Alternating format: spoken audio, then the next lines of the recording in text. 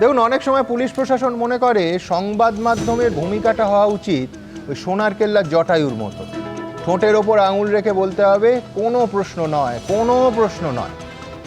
কিন্তু গণতান্ত্রিক দেশে স্বাধীন সংবাদ মাধ্যমকে প্রশ্ন তুলতেই হবে। আর তাই পুলিশের হুমকির মুখে পড়া, আইনি পদক্ষেপের হুঁশিয়ারির মুখে পড়া, এসব আমাদের গা সওয়া হয়ে গেছে। বোলপুরের আইসির উদ্দেশ্যে বীরভূমের বিরাট নেতা অনুব্রত মণ্ডলের ভয়ঙ্কর অমৃতবাণী এবং তারপর পুলিশের ভূমিকা নিয়ে একের পর এক প্রশ্ন তুলেছি আমরা। আর তার জন্য এবার আমার নামে চিঠি দিয়েছে পুলিশ। দেখুন, আমরা মনে করি আমাদের অর্থাৎ সংবাদ মাধ্যমের পাশাপাশি আইনের যারা রক্ষক, সেই আইনের রক্ষকদের দৃষ্টিভঙ্গিটা সমানভাবে আপনাদের সামনে তুলে ধরাটাও আমাদেরই পবিত্র কর্তব্য। তাই এই অনুষ্ঠানের শুরুতেই দেখাবো পুলিশের ওই চিঠিতে ঠিক কি কি বলা হয়েছে। দেখুন, শুরুতেই তোর পশু ডেপুটেশন দিয়ে তোর বাংলো পর্যন্ত যাব, তোকে বার করে নিয়ে আসবো। বল বল বল বল বল বল বল। আইসিকে এই কদর্য ভাষায় হুমকি দিয়েছেন অনুব্রত মণ্ডল। 6 দিন পেরিয়ে গেলেও তাকে জিজ্ঞাসাবাদটুকু করা হয়নি, অথচ এবিপি আনন্দ সেই অডিও ক্লিপ কেন বারবার দেখাচ্ছে, পুলিশের ভূমিকা নিয়ে কেন প্রশ্ন তুলছে তা নিয়ে আপত্তি তুলে এবিপি আনন্দ সম্পাদক সুমন দেকে 2 পাতার চিঠি পাঠালো পুলিশ।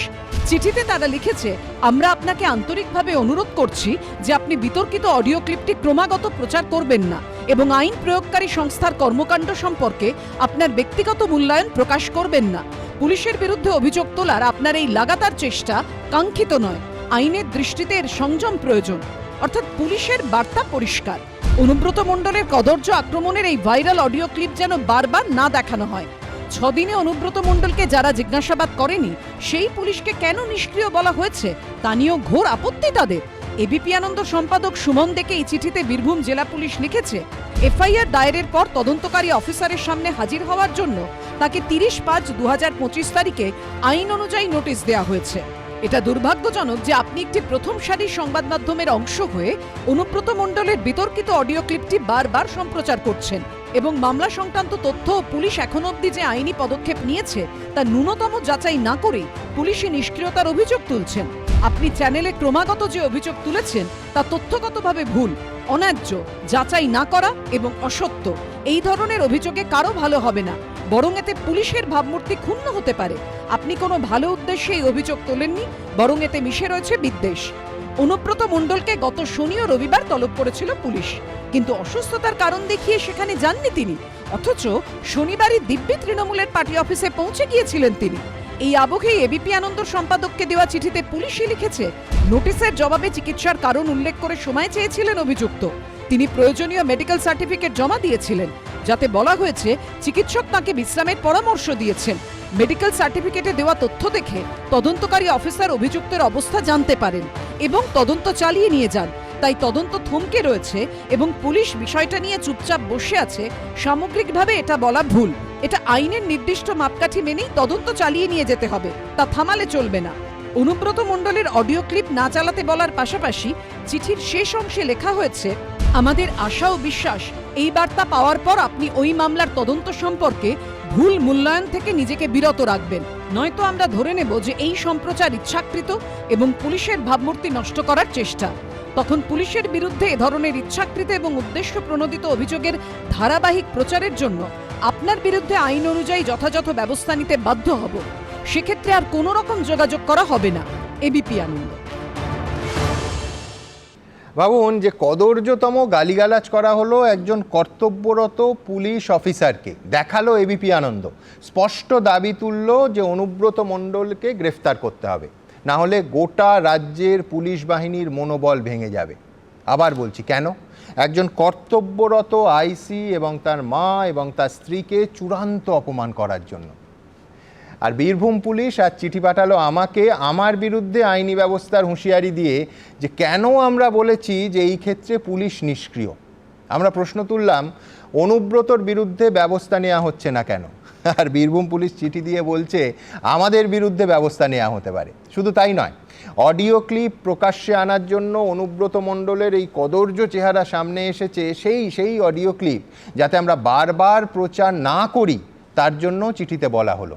ভাবুন, যেন অনুব্রতর ওই অডিও ক্লিপে আইনরক্ষক পুলিশের ভাবমূর্তি নষ্ট হয়নি, বীরভূম পুলিশের লিগ্যাল সেলের ওসি বলছেন যে আমরা নাকি আইনরক্ষক পুলিশের ভাবমূর্তি নষ্ট করেছি, তাই এই ইচ্ছাকৃত উদ্দেশ্য প্রণোদিত অভিযোগের ধারাবাহিক প্রচারের জন্য আমাদের বিরুদ্ধেই আইন অনুযায়ী উপযুক্ত ব্যবস্থা নেওয়া হতে পারে। আমি ঠিক এইখানে একেবারে স্পষ্ট করে আপনাদের সামনে, যেহেতু এত অডিও ক্লিপ নিয়ে কথা হচ্ছে, বস্তুনিষ্ঠ সাংবাদিকতার ধর্ম মেনে আমাদের তো একটা দায়বদ্ধতা থাকে আপনাদের কাছে, তার কারণ আপনাদের কাছে দায়বদ্ধ থেকেই আমাদের যাবতীয় কর্তব্য প্রবাহিত হয়।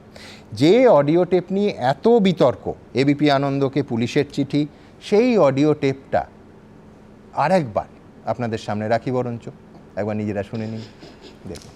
হ্যালো, হ্যাঁ বলুন।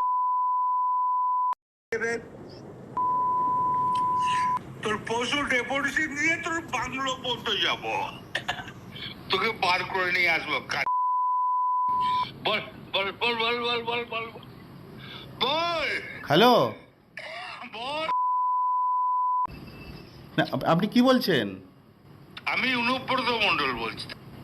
বল বল বল বল বল। তুই ফোনে রেকর্ড করছিস, আমি সব জানি। না না, পশু যখন ডেপুটেশন দেবে না, তোকে কোয়ার্টার থেকে মারতে মারতে নিয়ে আস। না কি হয়েছে, মানে ঘটনাটা কি? জানিস না সিঙ্গিতে কি হয়েছে? হ্যাঁ হ্যাঁ,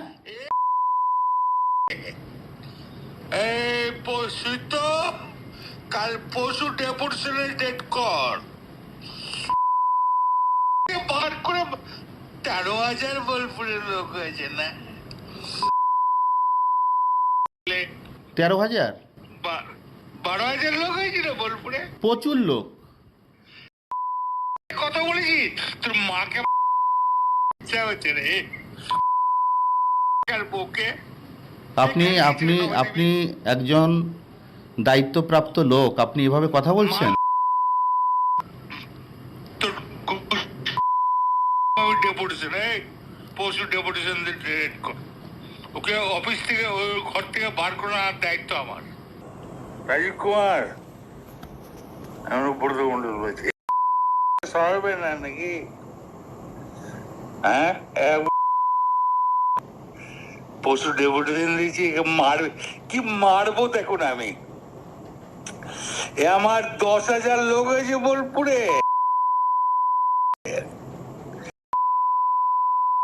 10,000 12,000 লোক হয়েছে।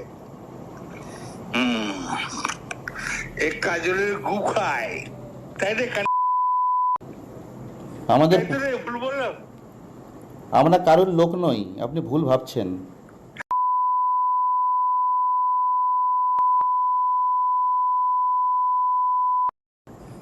তোর পশু ডেপুটেশনের ডেট কর, আমি যাবো থানাতে। ওর চুলের মুঠি ধরে আমি বার করে নিয়ে আসবো ওখান থেকে। আপনি এভাবে কেন বলছেন? হ্যাঁ, দেখুন, এই টেলিফোনিক সংলাপ আমরা শুরু থেকেই অত্যন্ত সতর্ক হয়ে দেখাচ্ছি। পুলিশকে অন্তত আমাদের সংযমের শিক্ষা দিতে হবে না। কেন বলছি? সমাজ মাধ্যমে যেভাবে ভাইরাল হয়েছিল এই ক্লিপ, আমরা মোটেই সেইভাবে তা তুলে ধরিনি। আপনারা নিশ্চয়ই লক্ষ্য করেছেন যে বহু আগে এই ক্লিপ পাওয়া সত্ত্বেও আমরা অপেক্ষা করে প্রতিটা কদর্য গালাগালি, প্রত্যেকটা কুশব্দ যান্ত্রিকভাবে ওই বিপ দিয়ে ঢাকা অবস্থায় আপনাদের সামনে, আমাদের মাননীয় দর্শকদের সামনে রেখেছি। হ্যাঁ, তার জন্য দেরি হয়েছে, সেই দেরি স্বীকার করেই আমরা আমাদের কর্তব্য পালন করেছি। যান্ত্রিকভাবে বিপ শব্দের প্রয়োগ এতটাই করেছিলাম যে এই স্টুডিওতে সেদিনও তৃণমূল কংগ্রেসের অফিসিয়াল মুখপাত্র অরূপ চক্রবর্তী ছিল। অরূপ স্টুডিওতেই সেদিন বলে যে সুমন এত বিপ দিয়েছো যে কিছু শুনতেই পেলাম না। আমরা আমাদের কর্তব্য সম্পর্কে সম্পূর্ণ সচেতন, কিন্তু প্রশ্ন উঠছে যে এই ধরনের চিঠি কি আদতে ভয় দেখানো, গণতন্ত্রের কণ্ঠরোধের চেষ্টা, সংবিধান স্বীকৃত অধিকারে হস্তক্ষেপ, সংবাদ মাধ্যমের স্বাধীনতা হরণের চেষ্টা? প্রশ্ন উঠছেন, এবং এই প্রশ্ন সমাজের সমস্ত স্তর থেকে উঠছে।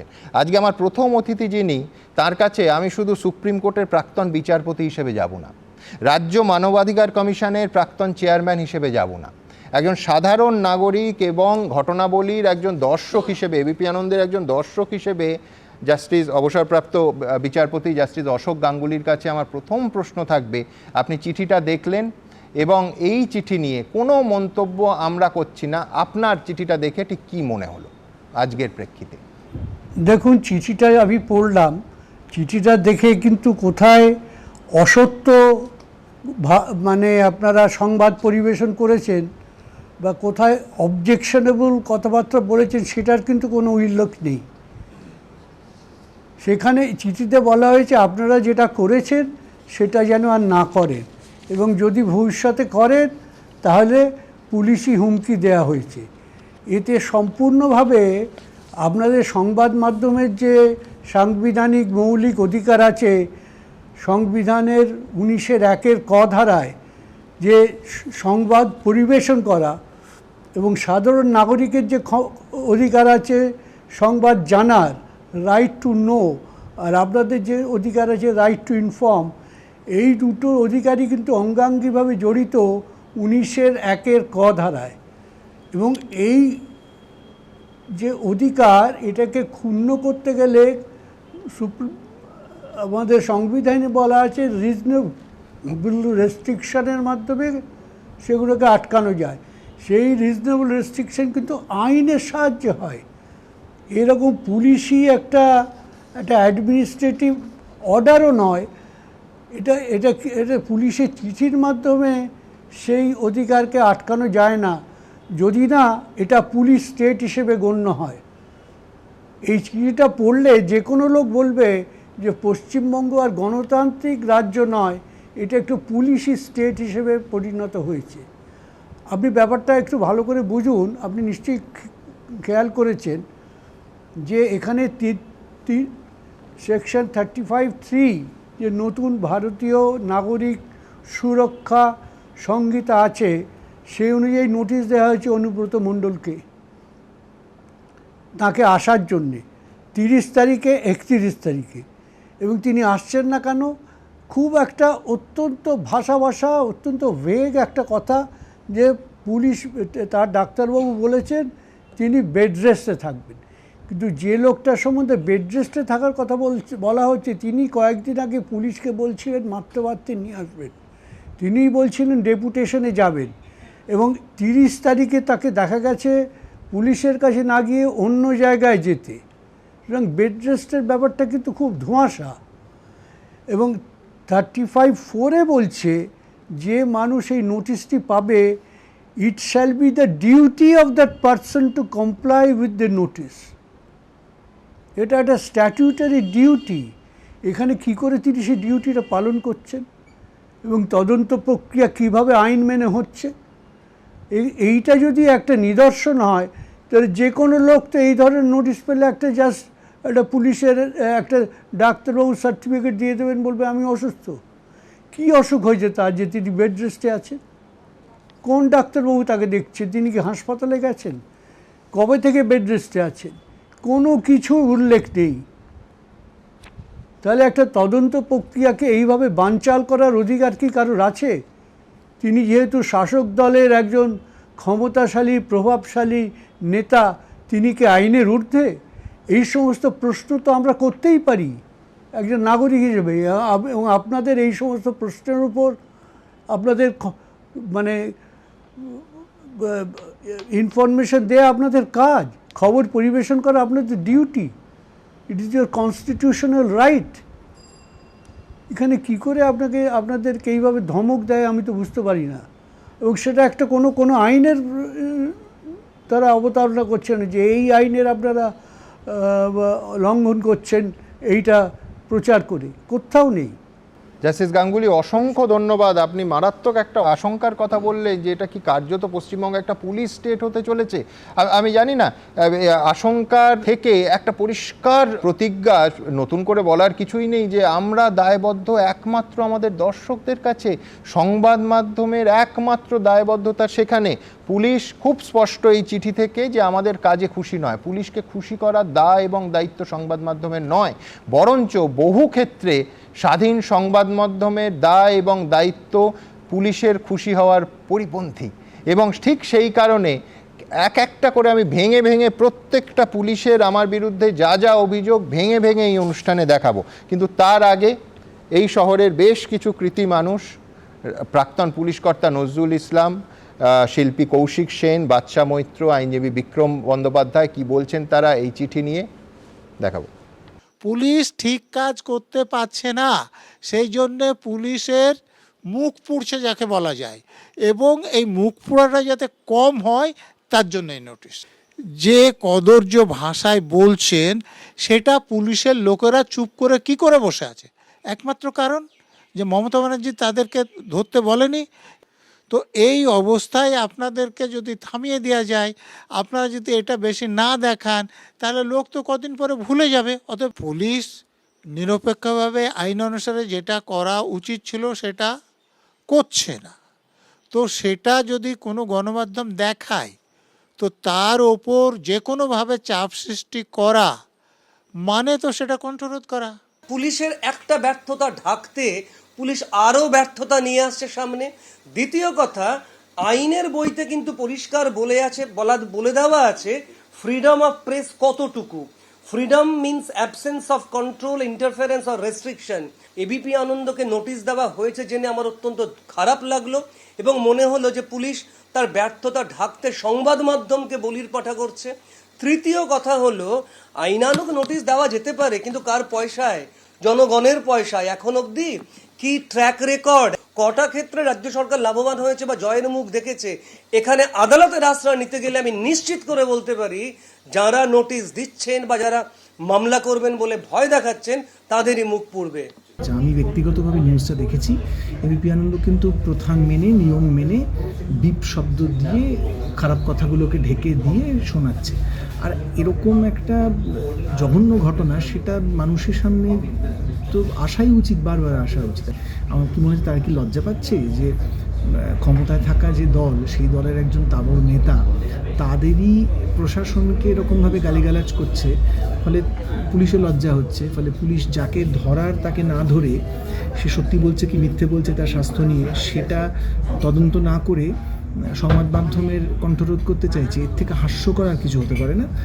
আমি একজন এই শহরের মানুষ হিসেবে, এই রাজ্যের মানুষ হিসেবে এর প্রতিবাদ করছি। সংবাদ মাধ্যম ডেমোক্রেসির ফোর্থ পিলার। পুলিশের তরফ থেকে যে এবিপি আনন্দকে নোটিশ পাঠিয়েছে, এটা বেসিক্যালি সংবাদ মাধ্যমের কণ্ঠরোধ করার চেষ্টা করছে রাজ্য প্রশাসন এবং রাজ্য সরকার। এই যে তদন্ত হচ্ছে, সেই তদন্ত প্রভাবিতও হতে পারে। এবং সংবাদ মাধ্যম আছে বলে সাধারণ মানুষ সঠিক কথাটা, সত্য কথাটা জানতে পারছে। ডেমোক্রেসির ফোর্থ পিলার সংবাদ মাধ্যম এবিপি আনন্দ যে প্রচেষ্টা করছে, আমি মনে করি পুলিশ যে চেষ্টা করছে বা প্রশাসন যে চেষ্টা করছে সেটা ব্যর্থ হবে। কারণ দেশে আইন আছে এবং সংবাদ মাধ্যমের যে স্বাধীনতা, সেটা কখনোই পুলিশ এরকম নোটিশ করে কেড়ে নিতে পারে না। গণতন্ত্রের চতুর্থ স্তম্ভ কেন? যে কথাগুলো রাজনৈতিক নেতারা বলবেন না, প্রশাসন বলবেন না, সেই কথাগুলোই সংবাদ মাধ্যম তুলে আনবে। এটাই তার প্রাথমিক কাজ। তো সংবাদ মাধ্যমে উঠে আসা কথা যদি কেউ বন্ধ করতে চায়, তাহলে পরোক্ষভাবে সে সাধারণ মানুষের মুখের কথা বন্ধ করতে চায়। তার কারণ সাধারণ মানুষের মুখের কথা সংবাদ মাধ্যমে উঠে আসে। তা আমার মনে হয় যে সংবাদ মাধ্যম কি দেখাবে আর কি দেখাবে না, এইটা যদি সরকার বা প্রশাসন নিয়ন্ত্রণ করতে যায়, তার মানে মিডিয়ার ওপর প্রশাসনিক নিয়ন্ত্রণ সে চাপিয়ে দিতে চাইছে। আপনি খেয়াল করবেন, তৃণমূলের বহু নেতা টেলিভিশন চ্যানেলে গিয়ে বিজেপি সম্পর্কে ঠিক এই অভিযোগটাই করে যে তারা নাকি সংবাদ মাধ্যমের কণ্ঠরোধ করছে। তাহলে এইটা যদি পশ্চিমবঙ্গের ক্ষেত্রে আমরা দেখি যে সংবাদ মাধ্যম কি দেখাবে আর কি দেখাবে না, এটা নিয়ে যদি প্রশাসনকে জবাবদিহি করতে হয়, তাহলে বুঝতে হবে একই প্রবণতা এই ক্ষেত্রেও দেখা দিচ্ছে। বাচ্চা বললেন যে প্রশাসনকে যদি জবাবদিহি করতে হয়। আমার কিছু খটকা আছে। দেখুন, এই চিঠির প্রেক্ষিতে, এই চিঠিতে বলা হচ্ছে যে considering the gravity of the case, মামলার গুরুত্ব বিবেচনা করে মামলার তদন্তের দায়িত্ব দেওয়া হয়েছে বোলপুরের সাব ডিভিশনাল পুলিশ অফিসারকে। মামলা হলে তার দায়িত্ব তো কাউকে দিতেই হবে। কিন্তু আমার প্রশ্নটা অসুস্থতা নিয়ে। এই অসুস্থতাতে কতটা স্যাটিসফাইড পুলিশ, এই চিঠিতে, আমাকে দেওয়া চিঠিতে তার প্রমাণ আছে। আমি ধীরে ধীরে আসবো। কিন্তু আমার প্রথম প্রশ্ন আপনাদের সামনে একটা ফুটেজ রেখে, এই ফুটেজ কবেকার, কি দেখাবো এই ফুটেজে? শনিবার সকাল 11টায় এসডিপিও অফিসে হাজিরা দেওয়ার কথা, হাজিরা দেওয়ার নির্দেশ, হাজিরা দেওয়ার নোটিশ পৌঁছেছিল অনুব্রত মণ্ডলের কাছে। আমরা কি দেখলাম? অন ক্যামেরা দেখা যাচ্ছে গট গট করে হেঁটে তার স্বাভাবিক যে ভঙ্গিমায়, তার ভেতরে অসুস্থতার অন্তত দৃশ্য, তো ডাক্তার তো নই, বলতে পারবো না, কিন্তু অনুব্রত মণ্ডল তার বাড়ি থেকে বেরিয়ে 3:20 থেকে 7:20 অবধি তৃণমূলের কার্যালয়ে ছিলেন। আমি বলছি একজন অসুস্থ মানুষ যাকে বেড রেস্ট নিতে বলা হয়েছে বলে আমাকে পাঠানো চিঠিতে বীরভূম পুলিশ বলছে, বীরভূম পুলিশ এই প্রশ্ন কেন তুলবে না যে নোটিশ পাওয়ার পর তিনি কি করে শনিবার সকাল 11টায় যাওয়ার কথা সেখানে 3:20 থেকে 7:20 তার তৃণমূলের কার্যালয়ে বসে থাকলেন? এখানেই শেষ নয়, ডিস্টেন্সটা একটু হিসেব করুন। বোলপুরের নিচুপট্টি যে এলাকায় অনুব্রত মণ্ডলের বাড়ি, সেখান থেকে বোলপুরের তৃণমূল পার্টি অফিসে যেখানে তিনি 3:20 থেকে 7:20 ছিলেন, সেই অফিসের দূরত্ব হচ্ছে 500 মিটার। আর সেই পার্টি অফিস থেকে 1.5 কিলোমিটার, মাত্র 1.5 কিলোমিটার দূরে হচ্ছে বোলপুর এসডিপিও অফিস। আমি যে পুলিশ চিঠি দিয়ে আমায় বলছেন অনুব্রত মণ্ডলের বেড রেস্ট নেওয়ার কথা, তাদের কাছে প্রশ্ন তুলতে চাই যে তাদের মনে এই প্রশ্ন কি উঠেছে যে চিঠি পাওয়ার পর কেন এই মহান নেতা, বীরভূমের বিরাট নেতা, তিনি পুলিশের, এই রাজ্যের পুলিশের, মমতা বন্দ্যোপাধ্যায়ের পুলিশের নির্দেশ অমান্য করে 3:20 থেকে 7:20 পার্টি অফিসে থাকলেন, কিন্তু সকাল 11টায় এসডিপিও অফিসে পৌঁছলেন না? আপনারা বলুন, এই প্রশ্ন তুলে আমি পুলিশ সক্রিয় কিনা যদি প্রশ্ন তুলি, সেটা কত বড় অপরাধ? যাই হোক, আমার প্রথম বক্তা সলিল ভট্টাচার্য কি বলেন শুনব। সুমন, দেখো, এই যে নোটিশ যেটা তোমার কাছে এসছে, এই নোটিশটা আইনের ধারে কাছে নেই। কেন বলছি এ কথা? আমি নোটিশটা আইনের ধারে কাছে নেই কারণ এটা হচ্ছে সংবাদ মাধ্যম, হচ্ছে সেলফ রেগুলেটেড একটা অর্গানাইজেশন। এটা কেবলমাত্র দায়বদ্ধ হচ্ছে প্রেস কাউন্সিল অফ ইন্ডিয়া এবং নিউজ ব্রডকাস্টিং টেলিভিশনের ক্ষেত্রে একদম নিউজ ব্রডকাস্টিং স্ট্যান্ডার্ড অথরিটি। এরা কি করতে পারে? তোমায় অ্যাডভাইসারি দিতে পারে, কিন্তু তোমাকে কোনো ম্যান্ডেট করতে পারে না তুমি এটা করবে কি এটা করবে না। তোমাকে চিঠিটা কে দিচ্ছে? ওসি লিগাল সেল, একদম officer in charge legal cell, Birbhum police district, Birbhum district. এটা তার দেওয়ার ক্ষমতাই নেই। কেন নেই? কারণ তোমাকে আমি প্রথম দিনই বলেছি যে রুলার যখন ডিক্টেটোরিয়াল হয়, রুলার যখন অথরিটেটোরিয়াল হয়, তখন কিন্তু তার জ্ঞান বুদ্ধির লোপ পায়, সেটা আর থাকে না। তোমাকে বলছে যে তুমি অডিও ক্লিপটা কেন বারবার দেখাচ্ছ? আরে তুমি কোনটা দেখাবে কোনটা দেখাবে না সেটা বলে দেবে কে? রুলার বলবে। এই রুলার হচ্ছে ডিক্টেটোরিয়াল রুলার।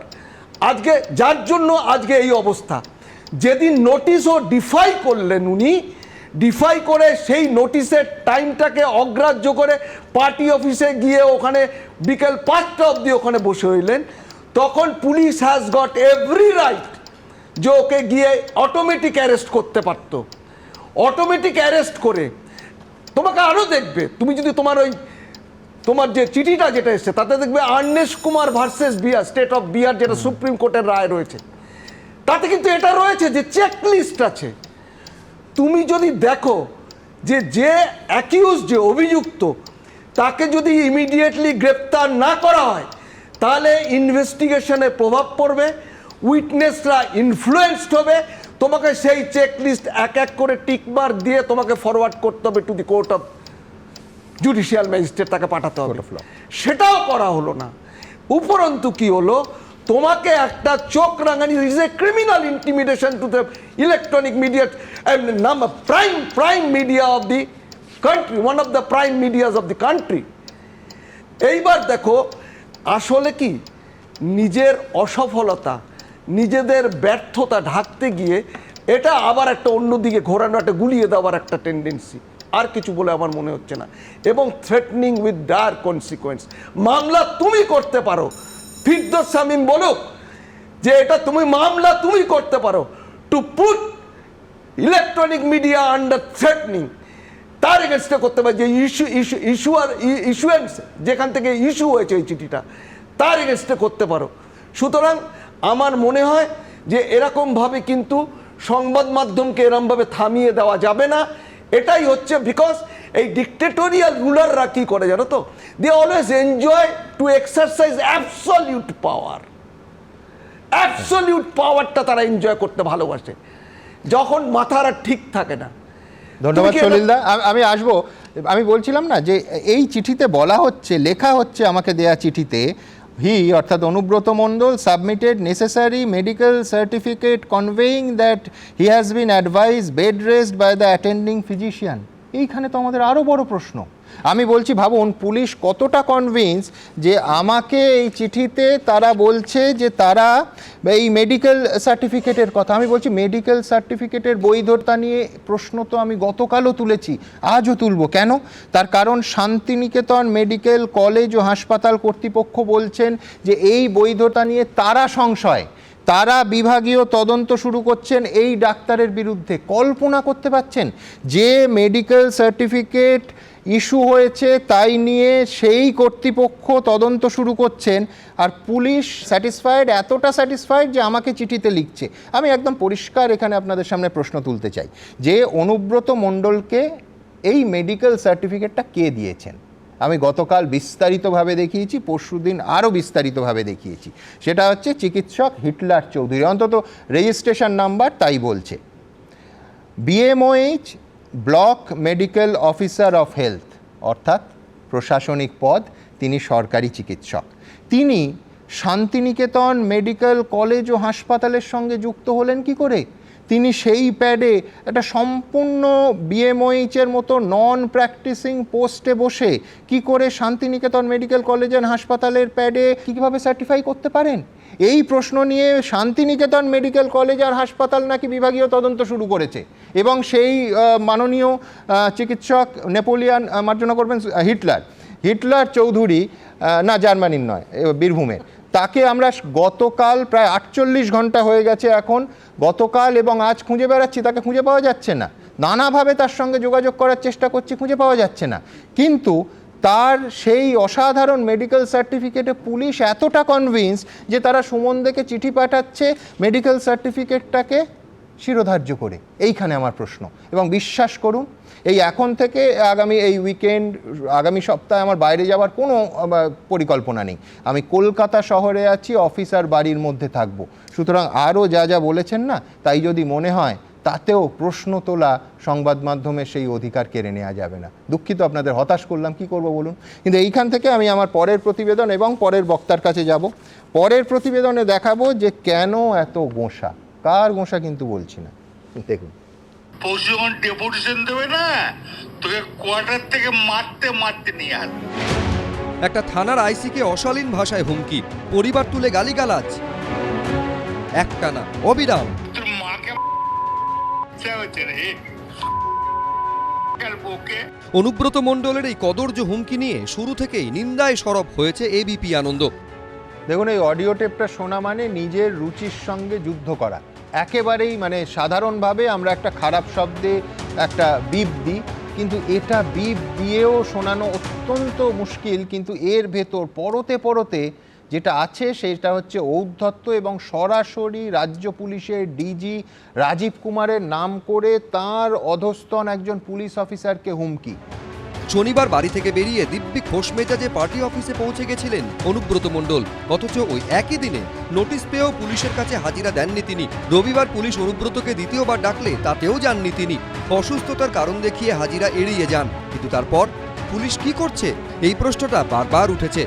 পুলিশ যদি এটা ক্রিমিনাল অফেন্স হয় কেন ব্যবস্থা নেয়নি? প্রয়োজন হলে গ্রেফতার কেন করেনি? হ্যাবিচুয়াল অফেন্ডার, এবং তারপর অন ক্যামেরা তিনি একজন ডিএসপি কে শাসাচ্ছেন।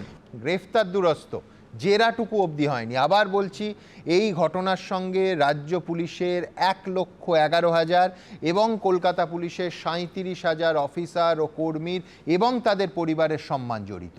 এটা শুধুমাত্র বোলপুর থানার আইসি লিটন হালদার বা তার স্ত্রী বা তার মার ব্যক্তিগত অপমানের বিষয় নয়, এটা গোটা রাজ্যের ফোর্সের সম্মানের বিষয়। অনুব্রত মণ্ডল যে মেডিকেল সার্টিফিকেট দিয়েছেন তা নিয়েও প্রবল বিতর্ক তৈরি হয়েছে। সার্টিফিকেট দিয়েছেন ব্লক মেডিকেল অফিসার অর্থাৎ বিএমওএইচ, অথচ তিনি সার্টিফিকেট দেন একটি বেসরকারি হাসপাতালের প্যাডে। কিভাবে এটা সম্ভব? বিষয়টি সামনে আসতেই প্রশ্ন তুলেছি আমরা। দেখুন, এই ভাইরাল অডিও সব থেকে মারাত্মক অংশ হচ্ছে রাজ্যের পুলিশ বাহিনী সর্বোচ্চ আসনে বসা অফিসারের নাম করে অনুব্রত মণ্ডল তার সাবঅর্ডিনেট অফিসারকে শোনাচ্ছে। আমরা জানি না, সত্যিই জানি না যে সত্যি ডিজি রাজীব কুমার ফোনের অন্য প্রান্তে সেই রাতে ছিলেন কিনা। অনুব্রত মণ্ডল অন্তত সেইটাই দাবি করছেন, একদম এই অডিওতে দাবি করছেন যে ডিজির সামনে ডিজিকে বলছেন, গালিগালাজ করে এই অফিসারকে বোঝাতে চাইছেন যে কতটা আমার শক্তি, কতটা আমি ক্ষমতাবান মানুষ, কতটা আমি প্রভাবশালী, যে ডিজিকে ধরে ডিজির সামনেই গালিগালাজ করতে পারি। উল্টো প্রান্তে সত্যিই ডিজি ছিলেন কিনা তা আমরা শুনিনি, কিন্তু একজন আইসিকে, তার পরিবারকে, গোটা রাজ্যের পুলিশ বাহিনীকে এইভাবে অনুব্রত মণ্ডল অপমান করছেন। এরপর যদি অনুব্রত মণ্ডল গ্রেফতার না হন তাহলে উর্দিধারী পুলিশ বাহিনীর মোরালের আর সামান্যতম কিছু অবশিষ্ট থাকবে কি? এবিপি আনন্দ প্রশ্ন তুলেছে, যেখানে বিতর্ক আছে সেটা চোখে আঙুল দিয়ে দেখিয়েছে। তাই কি পুলিশের চিঠি কণ্ঠরোধের চেষ্টা? এবিপি আনন্দ।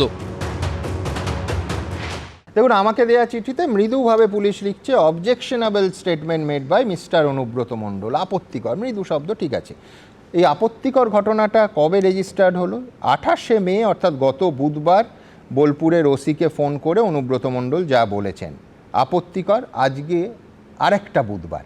ভাবুন যে অনুব্রত মণ্ডলের বিরুদ্ধে পুলিশ সক্রিয় বলছে, নিষ্ক্রিয় নয় দাবি করছে। কি কি কাজ হয়েছে এই চিঠিতেই বলছেন যে অনুব্রত মণ্ডলের বিরুদ্ধে এফআইআর হয়েছে, তার মানে কতটা সক্রিয়।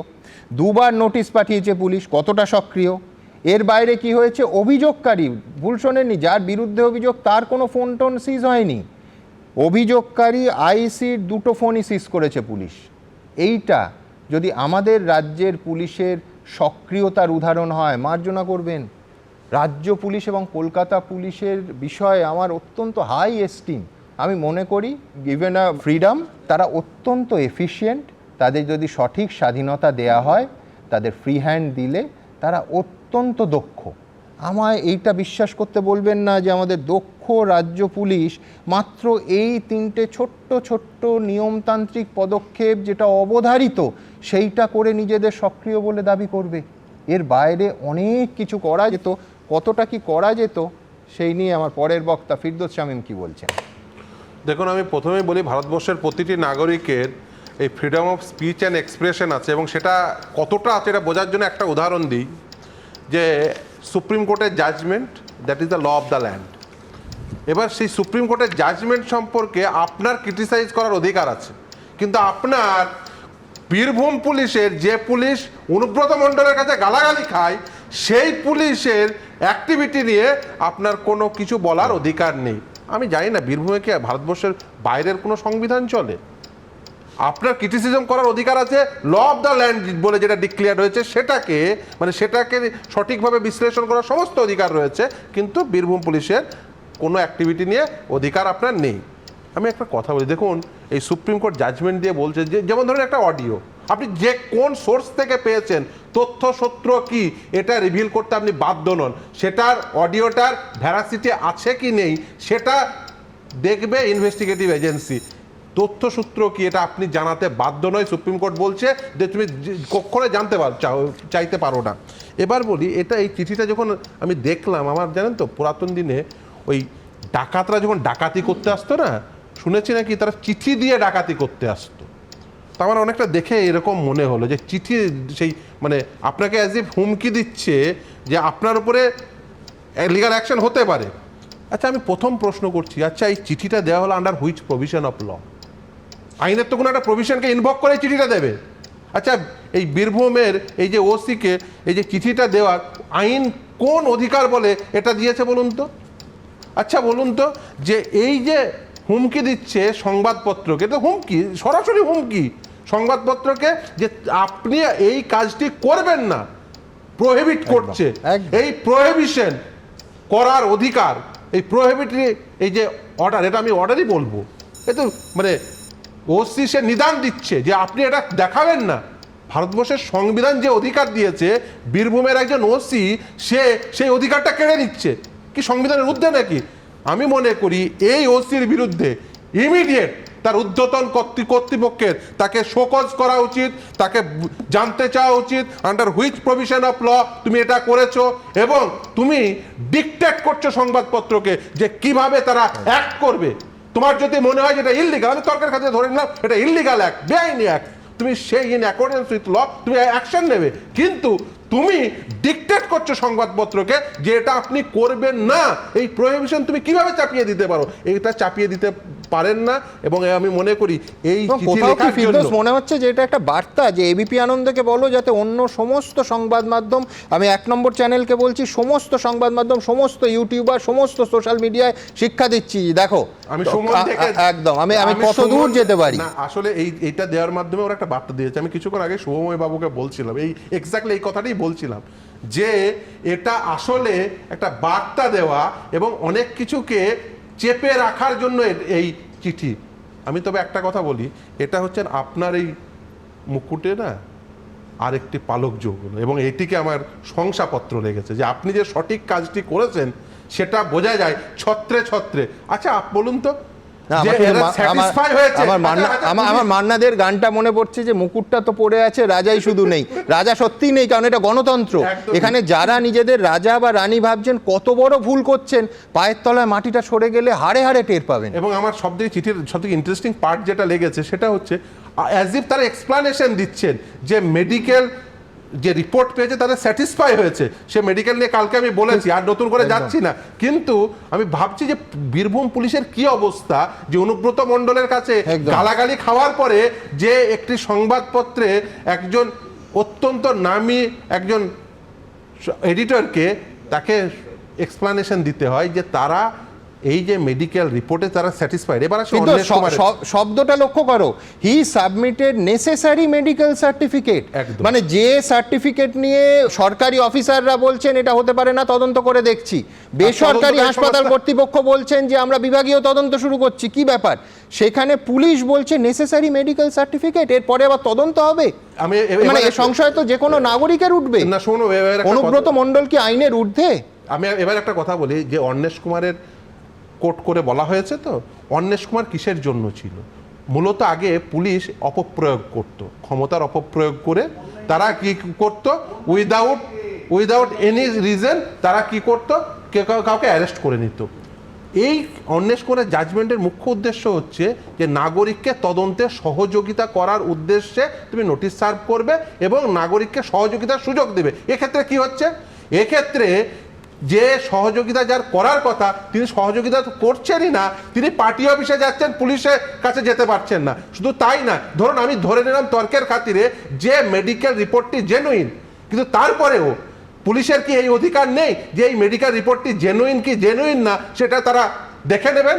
নিশ্চিতভাবেই রয়েছে। আচ্ছা বলুন তো, যে যখন কেউ অ্যারেস্ট হয়ে যাওয়ার পরে তার যদি মেডিকেল অ্যাসিস্ট্যান্সের প্রয়োজন হয়, তিনি কি মেডিকেল অ্যাসিস্ট্যান্স পান না পুলিশের হেফাজতে থেকে?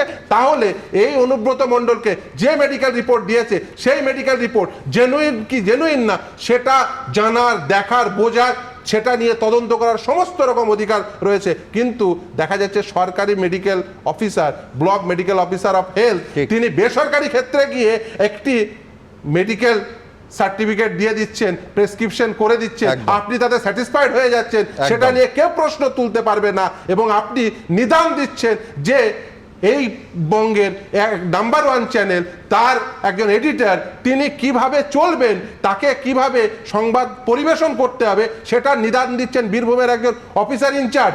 সংবিধান প্রদত্ত অধিকারকে অগ্রাহ্য করে এই নিদান দেওয়ার বিরুদ্ধে ইমিডিয়েট এর বিরুদ্ধে স্টেপ নেওয়া উচিত, এর বিরুদ্ধে একে শোকজ করা উচিত, এর বিরুদ্ধে ডিসিপ্লিনারি প্রসিডিং ইনিশিয়েট করা উচিত। তার কারণ সে সংবাদপত্রকে ডিকটেট করতে পারে না, এটা হচ্ছে ডিকটেট করা সংবাদপত্রকে সংবিধান প্রদত্ত অধিকারকে খর্ব করার জন্য। এবং এই জন্য ধন্যবাদ ফিরদৌস। আমি এইখান থেকে আমার পরের প্রতিবেদন, সেটা হচ্ছে অনেকে বলছেন যে বীরভূমে কি বাংকার আছে, কেন বলছেন আমরা জানি না, জার্মানিতে অবশ্য বাংকার ছিল কিন্তু হিটলার সাহেবকে খুঁজে পাওয়া যাচ্ছে না। কি প্রেক্ষিতে বললাম, আমার পরের প্রতিবেদনে তার ব্যাখ্যা করছি, দেখুন। পুলিশের তলবে দুবার হাজিরা এড়িয়েছেন অনুব্রত মণ্ডল, ঢাল মেডিকেল সার্টিফিকেট। আর যিনি এই সার্টিফিকেট দিয়েছেন সেই চিকিৎসককে নিয়ে রহস্য ক্রমেই বাড়ছে। চিকিৎসক Hitler Chowdhury, BMOH block medical officer of health, অর্থাৎ সরকারি চিকিৎসক। অথচ তিনি যে মেডিকেল সার্টিফিকেট অনুব্রত মণ্ডলকে ইস্যু করেছেন তাতে লেখা শান্তিনিকেতন মেডিকেল কলেজ অ্যান্ড হাসপাতাল। নিয়ম বলছে একজন বিএমওইচ কখনো কোনো বেসরকারি প্রতিষ্ঠানে কর্মরত হতে পারেন না। আবার কাহানি মে টুইস্ট হলো, হিটলার চৌধুরী কিভাবে মেডিকেল সার্টিফিকেট ইস্যু করতে পারেন তা নিয়ে তদন্তের নির্দেশ দিয়েছে বেসরকারি মেডিকেল কলেজ কর্তৃপক্ষ। আমরা ডিপার্টমেন্টকে জানতে চেয়েছিলাম বিষয়টা কি, এই ধরনের কথা শুনছি। তাতে করে আমি আজকে দেখলাম ওনারা একটা নোটিফিকেশন করেছেন যে ওনারা তদন্ত করছেন, একটা নির্দিষ্ট দিন পর্যন্ত টাইম লাগবে আমাকে বলেছে, তারপরে ওনারা রিপোর্ট দেবেন। আমি স্যারকে জিজ্ঞেস করেছিলাম এরকম বিতর্ক আসছে, তাতে করে স্যারের বক্তব্য হচ্ছে যে সমস্তটা নিয়ম মাফিক হয়েছে। মলয়পিট মেডিকেল কলেজ করার আগে এমন নানান ব্যবসার মধ্যে যুক্ত হয়েছেন যেখানে তৃণমূল সরকার এবং বিশেষ করে অনুব্রত মণ্ডলের ইনভলভমেন্ট আছে, ফান্ডিং আছে বলে লোকে বলে। সেই মলয়পিটের কলেজ, অনুব্রতর রক্ষাকর্তা কলেজ দুর্নীতি অংশ, ফলে ডাক্তারের নামও বদল হয়ে গেল, রেজিস্ট্রেশন নাম্বারও ফলস হলো, তার পরিপ্রেক্ষিতে সার্টিফিকেট দিয়ে হাসপাতালে ভর্তি আছেন। আমি তো আবারও বলছি, তদন্ত হলে পিটিয়ে ছাল তুলে জেলে ঢোকানো উচিত, কোমরে দড়ি পরিয়ে। এদিকে অনুব্রত মণ্ডলকে পুলিশ এখনো জিজ্ঞাসাবাদটুকু না করায় বিরোধীদের আক্রমণ ক্রমেই জোরালো হচ্ছে। অনুব্রত তো একটা খাস লোক, সেই বক্তৃকাণ্ড থেকে আমরা দেখছি কেন্দ্রের এজেন্সি হোক বা রাজ্যের পুলিশ হোক, কেউই ধারে কাছে তার যাবে না। এবং পুলিশ দরদাস করলে কি হয় তার নমুনা তো বোলপুর থানার আইসি। পুলিশ কি করবে? দিদিও যতক্ষণ না নির্দেশ দিবে, পুলিশের ক্ষমতা আছে, পুলিশের বাবার ক্ষমতা যে কিছু করবে যতক্ষণ না দিদি নির্দেশ না দেবে। অনুব্রত মণ্ডলকে মেডিকেল সার্টিফিকেট দেওয়া চিকিৎসকের এখনো অবধি কোনো খোঁজ পাওয়া যায়নি, তার কোনো প্রতিক্রিয়াও পাওয়া যায়নি। পার্থপ্রতিম ঘোষ, ভাস্কর মুখোপাধ্যায়, উজ্জ্বল মুখোপাধ্যায়, এবিপি আনন্দ। দেখুন, 2015 সালে 27 জানুয়ারি বইমেলার উদ্বোধনী অনুষ্ঠান। আমি মনে করতে চাই যে আমাদের রাজ্যের মুখ্যমন্ত্রীর এইটাই মত। কেন? এই ক্ষেত্রেও সেইটা মত হলে তার সঙ্গে কোনো রকম আজকের এই পুলিশের অ্যাকশন সেটার পরিপন্থী কিনা তার বিচারের দায় আপনাদের। কিন্তু আমি দ্রুত আপনাদের সামনে সেই বক্তব্যটা রাখবো যেখানে রাজ্যের মুখ্যমন্ত্রী মমতা বন্দ্যোপাধ্যায় বলছেন কারো পছন্দ হতে পারে, কারো পছন্দ নাও হতে পারে, কিন্তু মত প্রকাশের স্বাধীনতা সকলেরই রয়েছে। আচ্ছা, এই যে ওসি লিগাল সেল বীরভূম ইনি শোনেননি? আচ্ছা, বিশেষ করে ওসি লিগাল সেল বীরভূমের জন্য আমি একবার মুখ্যমন্ত্রীর বক্তব্যটা আপনাদের সামনে রাখি। কারো পছন্দ হতে পারে, কারো পছন্দ না হতে পারে, কিন্তু ফ্রিডম অফ এক্সপ্রেশন আমাদের সকলের আছে। না, কিন্তু এইখানে আমি থামছি না, তার কারণ 2021 সালের জুলাই মাসে একেবারে স্পষ্ট পরপর দুটো পোস্ট করেন রাজ্যের মুখ্যমন্ত্রী মমতা বন্দ্যোপাধ্যায়। দুটোই খুব তাৎপর্যপূর্ণ এবং আমি মনে করি চিরন্তন। এর মূল্য শুধু এই 25 বা 2021-এ নয়, এ যতদিন গণতন্ত্র থাকবে, যতদিন গণতান্ত্রিক রাষ্ট্র থাকবে, তার মধ্যে একটা রাজ্য থাকবে, যে কোনো রাজ্যই হোক, সেখানে এই বক্তব্য থাকবে। মুখ্যমন্ত্রী বলেছিলেন সাংবাদিক ও সংবাদ মাধ্যমের ওপর হামলা গণতন্ত্রকে দমন করার আরও একটা উপায়। তার পরের পোস্টে লিখছেন, যারা সত্যি বলে তাদের দমিয়ে রাখার এই চেষ্টার আমি তীব্র প্রতিবাদ করি। অবশ্য মুখ্যমন্ত্রী এটা এ রাজ্যের কোনো বিষয় বলেননি। দৈনিক ভাস্করের অফিসে আইটি রেড হয়, আয়কর দফতর হানা দেয়, সেই সময় 2021-এর 22 জুলাই পোস্টে মমতা বন্দ্যোপাধ্যায় এটা লেখেন। কিন্তু আমার এটা ভাবলে ভালো লাগবে যে মমতা বন্দ্যোপাধ্যায় তার রাজ্যের ব্যাপারে ওই একই কথা মনে করেন। আমার পরের বক্তা অরূপ চক্রবর্তী। সুমন, আমি আগের দিনও যে কথা বলেছিলাম আজ ওই একই জায়গা থেকে শুরু করি, একটাই কারণে। এটা তো সত্যি কথা যে অডিও ক্লিপটায় কার্যত বিপ বিপ ছাড়া অন্য শব্দবন্ধ সেভাবে শোনা যায়নি, কারণ বাকি শব্দগুলো সভ্য ভদ্র সমাজে ব্যবহার করবার মতো শব্দ ছিল না। এবং আরও সবচেয়ে ভয়ঙ্করতম দিকটা হচ্ছে যতগুলো কুৎসিততম গালিগালাজ বর্ষিত হয়েছে সেখানে অধিকাংশ গালিগালাজ ছিল নারীকে কেন্দ্র করে। মাথায় রাখতে হবে এখানে যে আইসি, আমি আইসির জায়গাটাও বাদ দিচ্ছি, তার মা এবং স্ত্রীকে কেন্দ্র করে যখন এই গালিগালাজ হয়, প্রথম কথা এই ঘটনা কুৎসিত, নিন্দনীয়, ধিক্কারযোগ্য। দল হিসেবে আমরা তার বিরুদ্ধে ব্যবস্থা নিয়েছি, দল শোকজ করেছে, পুলিশের পদক্ষেপ পুলিশ করবে। আমি শুধু একটা জিনিস আপনাদের সামনে তুলতে চাই, একটা ইনস্ট্যান্ট। একটি সিনেমা 1981 সাল, তপন সিনহার কালজয়ী একটি সিনেমা ছিল আদালত ও একটি মেয়ে, তনুজার অভিনীত অসাধারণ সিনেমা, যেই সিনেমায় যখন তনুজার উপর নির্যাতন হয় 4 জন ধনী যুবকের দ্বারা, তারপর যখন আদালতে ট্রায়াল চলছিল, বারবার করে যখন বিরোধী পক্ষের উকিলরা তাকে জিজ্ঞাসা করছিলেন তার উপর হওয়া নির্যাতনের শব্দবন্ধগুলো, তার উপলব্ধি ছিল যেন প্রতিটা ট্রায়ালে তাকে একবার করে ধর্ষিত হতে হচ্ছিল। আমার আবেদনটা এই জায়গা থেকে যে লিটন হালদারের স্ত্রী আর মা, আমরা যতই বিপ বিপ করে চালাই না কেন, কোথাও একটা গিয়ে সেই নারীর সত্তাকে বারবার করে বোধহয় আবার আয়নার সামনে দাঁড় করিয়ে দিচ্ছে না তো। এই জায়গাটা থেকে আমি বলছি স্ত্রীকে সবথেকে শাস্তি দেওয়া যেত যদি যে অভিযুক্ত তাকে প্রশাসন যদি ন্যূনতম ব্যবস্থা, আমি আবার বলছি যে ব্যবস্থা আমি ওই রাজস্থান বা মধ্যপ্রদেশের মন্ত্রী সম্পর্কে করেছি যে তাকে জেলে পড়া উচিত, যিনি আমাদের ভারতের আইকন সোফিয়া কুরেশি সম্পর্কে ওই কথা বলেছেন, সেই ন্যূনতম ব্যবস্থাটা গ্রেফতারটা যদি অনুব্রত মণ্ডল হতো, বিশ্বাস করুন তার থেকে একজন যাকে এই ভাষায় অপমান করা হয়েছে সেই মা এবং সেই বোনের এর থেকে বেশি শান্তি স্বস্তি আর কিছুতে হতো না। সুমন, যেহেতু প্যানেলে 8 জনের মধ্যে একমাত্র না বলো তোমায় বাড়তি সময় দেবো, তুমি সময় নিয়ে দেবই না। আমি অনুব্রত মণ্ডলের প্রসঙ্গে বলছি যে আমি তো আইনের ছাত্র নই, আমি যতটুকু জানি সেকশন 35 আন্ডার সাবসেকশন 3 বিএনএসএস, যেটা আগেকার সিআরপিসি 41 ছিল, সেই অনুযায়ী 7 বছরের নিচের অপরাধ হলে তাকে প্রথমে নোটিশ দিতে হবে, এটা আইন। পুলিশ সেই ধারায় তাকে নোটিশ দিয়েছে এবং নোটিশ দিতে পুলিশ বাধ্য। সেকেন্ড নোটিশ ইস্যু হয়েছে, সেই নোটিশ যদি কমপ্লাই না হয় তাহলে উপযুক্ত কারণ না দেখালে নিশ্চিতভাবে পুলিশ ব্যবস্থা নেবে, কিন্তু তার জন্য প্রশ্নটা তো সেখানে না, প্রশ্নটা হচ্ছে যে সে নোটিশ অগ্রাহ্য করে ঘন্টার পর ঘন্টা পার্টি অফিসে বসে থাকছে আর পুলিশ অফিসিয়ালি চিঠিতে লিখছে যে সাবমিটেড নেসেসারি মেডিকেল সার্টিফিকেট, যে ডাক্তারেরই অস্তিত্ব নেই এবং তার সার্টিফিকেট নিয়ে প্রশ্ন উঠে গেছে। আশা করবো এবার একটু আনইন্টারাপ্টেড বলতে দেবেন। আমি এই জায়গাটাতেই আসছি যে কোনো অপরাধীরও অধিকার আছে আইনি সহায়তা নেবার, আদালতের কাছে যাবার। আমি কেন বলছি এই কথা, আপনাদের মনে থাকবে অনুব্রত মণ্ডল ঠিক না ভুল সে বিচার করবার দায়িত্ব আমরা নেই, সেটা আদালত বিচার করবে।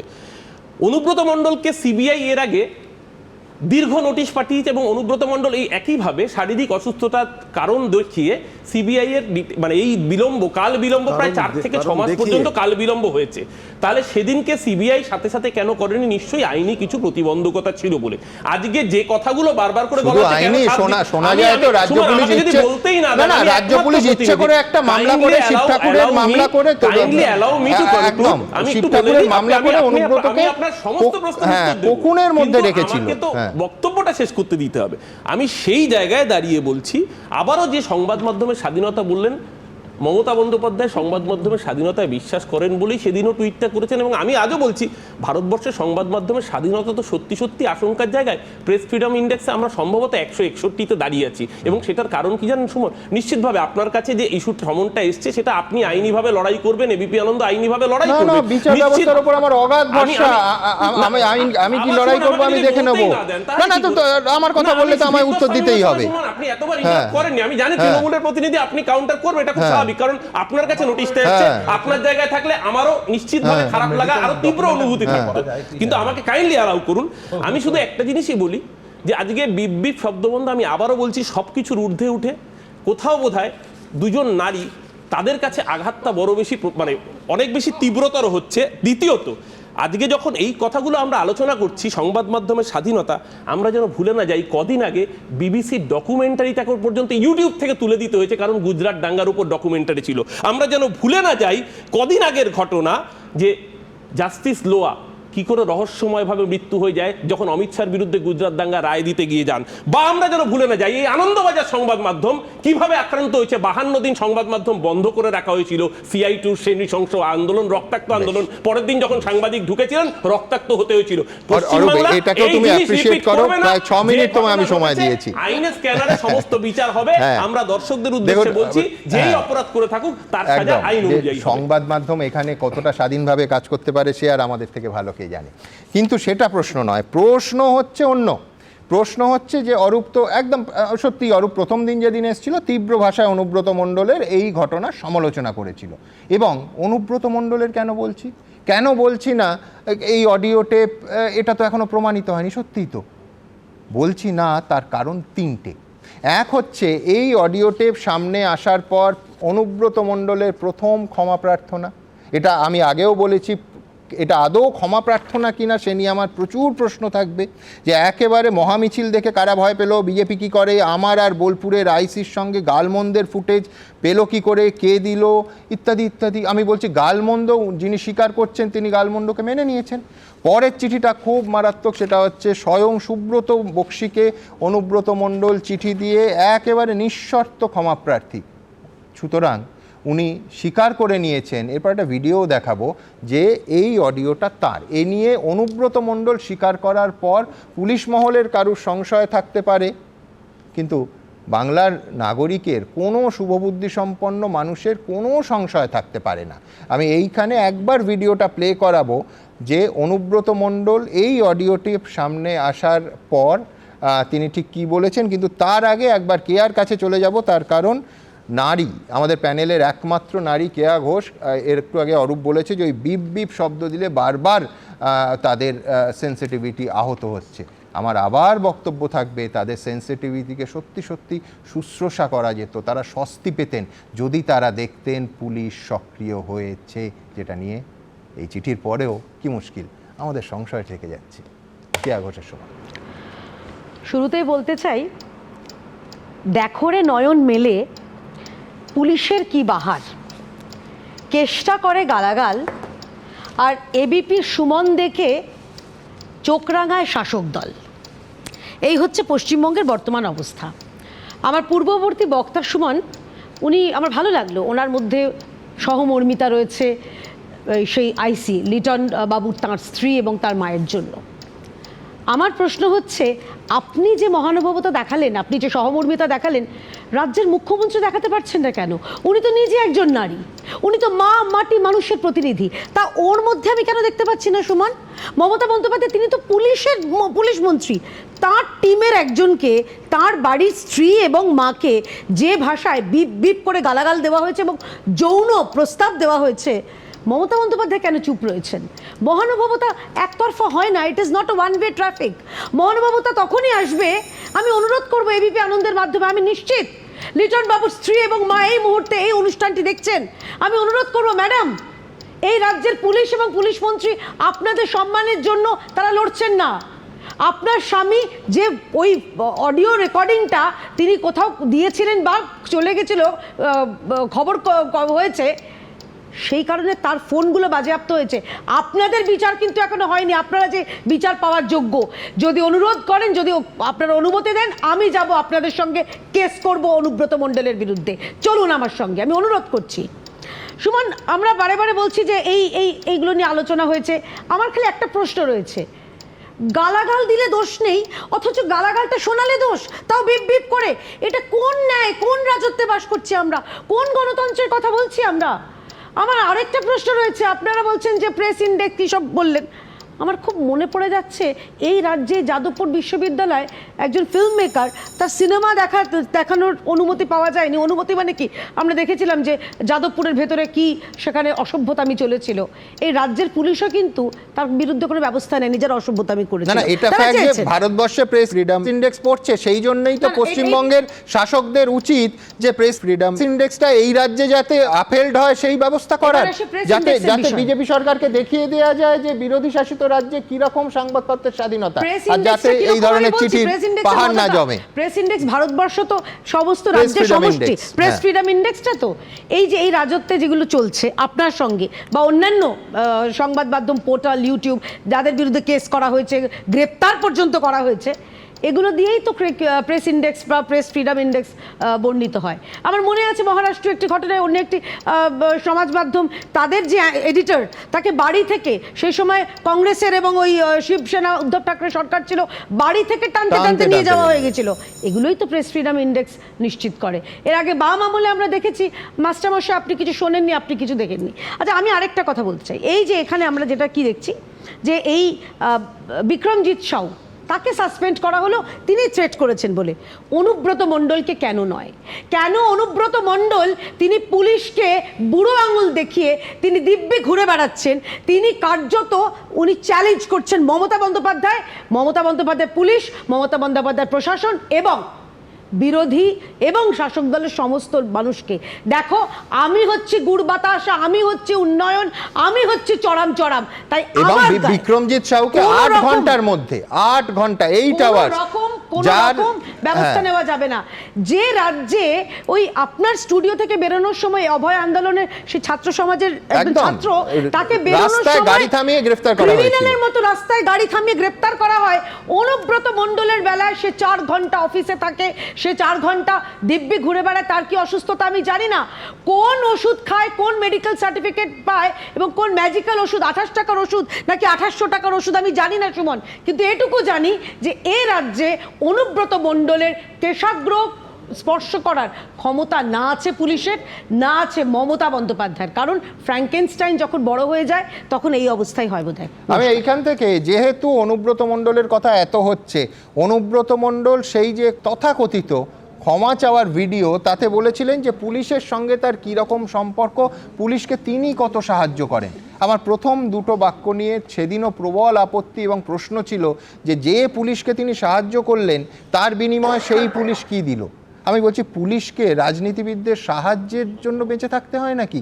পুলিশকে সংবিধান, এই দেশের আইন ব্যবস্থা সেই সুযোগ দিয়েছে যে কোনো মূল্যে ভারতবর্ষের রাষ্ট্রের অথবা কোনো রাজ্যের আইন শৃঙ্খলা নিয়ন্ত্রণের।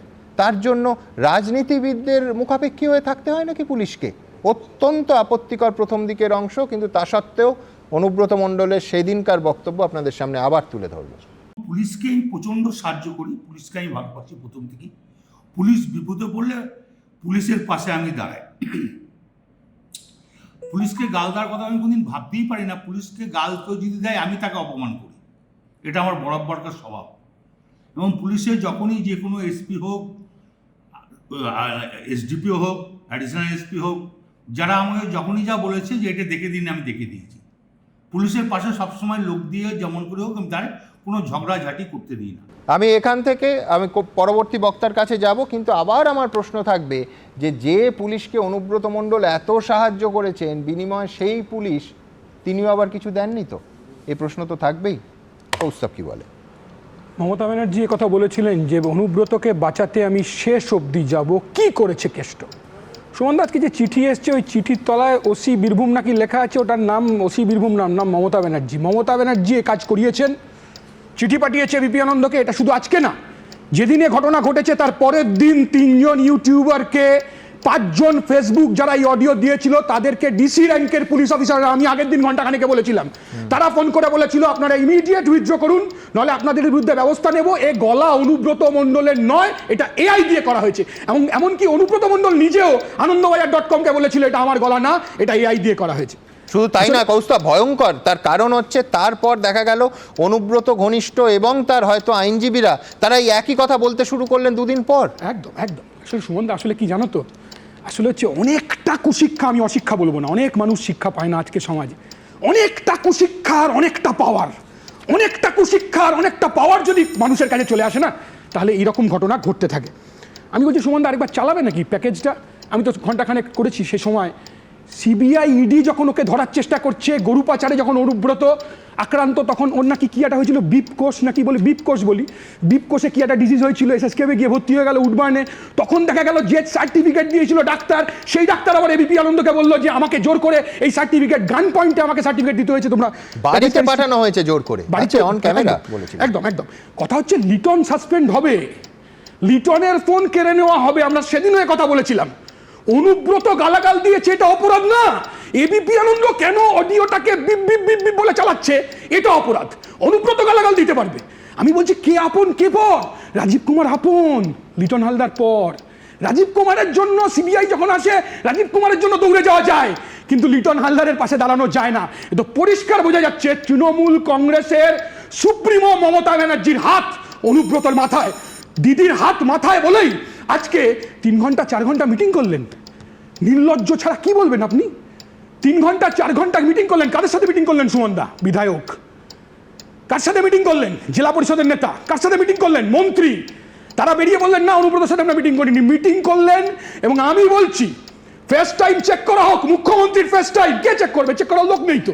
পুলিশ তো দলদাস। পুলিশের কাজ হচ্ছে পুলিশের কাজ হচ্ছে খালি পদ হয়ে মমতা ব্যানার্জির বাড়িতে খিচুড়ি বিতরণ করা, এইটাই হচ্ছে পুলিশের কাজ হচ্ছে। জবে থেকে সুমনদা কালীঘাট থানায় পুলিশ ফাইল মাথায় দিয়ে লুকিয়ে পড়েছিল না, ফাইল মাথায় দিয়ে লুকিয়ে পড়েছিল তৃণমূলের দুষ্কৃতীরাজের বিরুদ্ধে, তবে থেকে পশ্চিমবাংলার এই অবস্থা। শুধু কালীঘাট নয়, আলিপুরটা। আলিপুর। আমি বলছি সুমনদা একটা কথা বলবো, নন্দীগ্রামে ঘটনা ঘটেছিল আমরা জানি, আমাদের রাজ্যের তৎকালীন মুখ্যমন্ত্রী বলেছিল ট্রিগার হ্যাপি সরকার নয়। সেই সময় প্রচার হয়েছিল যে তালপাটির খাল নাকি রক্তে ভেসে গেছে, বাচ্চারা মারা গেছে, খুন হয়ে গেছে মহিলাদের কি সব কেটে নেওয়া হয়েছে, ব্যাপক প্রচার হয়েছে। এবিপি আনন্দ তো দেখিয়েছিল, বুদ্ধদেব ভট্টাচার্যের চিঠি এসেছিল নেই কোনোদিন এবিপি আনন্দে? এরকম চিঠি তোমায় ফেস করতে হয়েছে? এবিপি আনন্দে কোনোদিন করতে হয়নি। আসলে ভয় দেখানোর চেষ্টা হচ্ছে।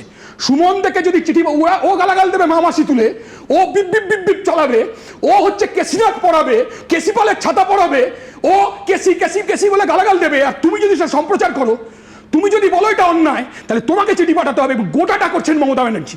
আমি বলছি, দায়িত্ব নিয়ে বলছি, গোটাটা মমতা ব্যানার্জি করছেন। মমতা ব্যানার্জির নির্দেশে, মমতা ব্যানার্জির নেতৃত্বে টেরার, ভয়ের পরিবেশ, পুলিশ দিয়ে সন্ত্রাস করে, এটাকেই বলে ফ্যাসিবাদ, এটাকেই বলে স্বৈরাচারী মনোভাব। যা হচ্ছে, যা অত্যন্ত নিন্দাকর। আমি বলছি লিটনের বিরুদ্ধে ব্যবস্থা হবে।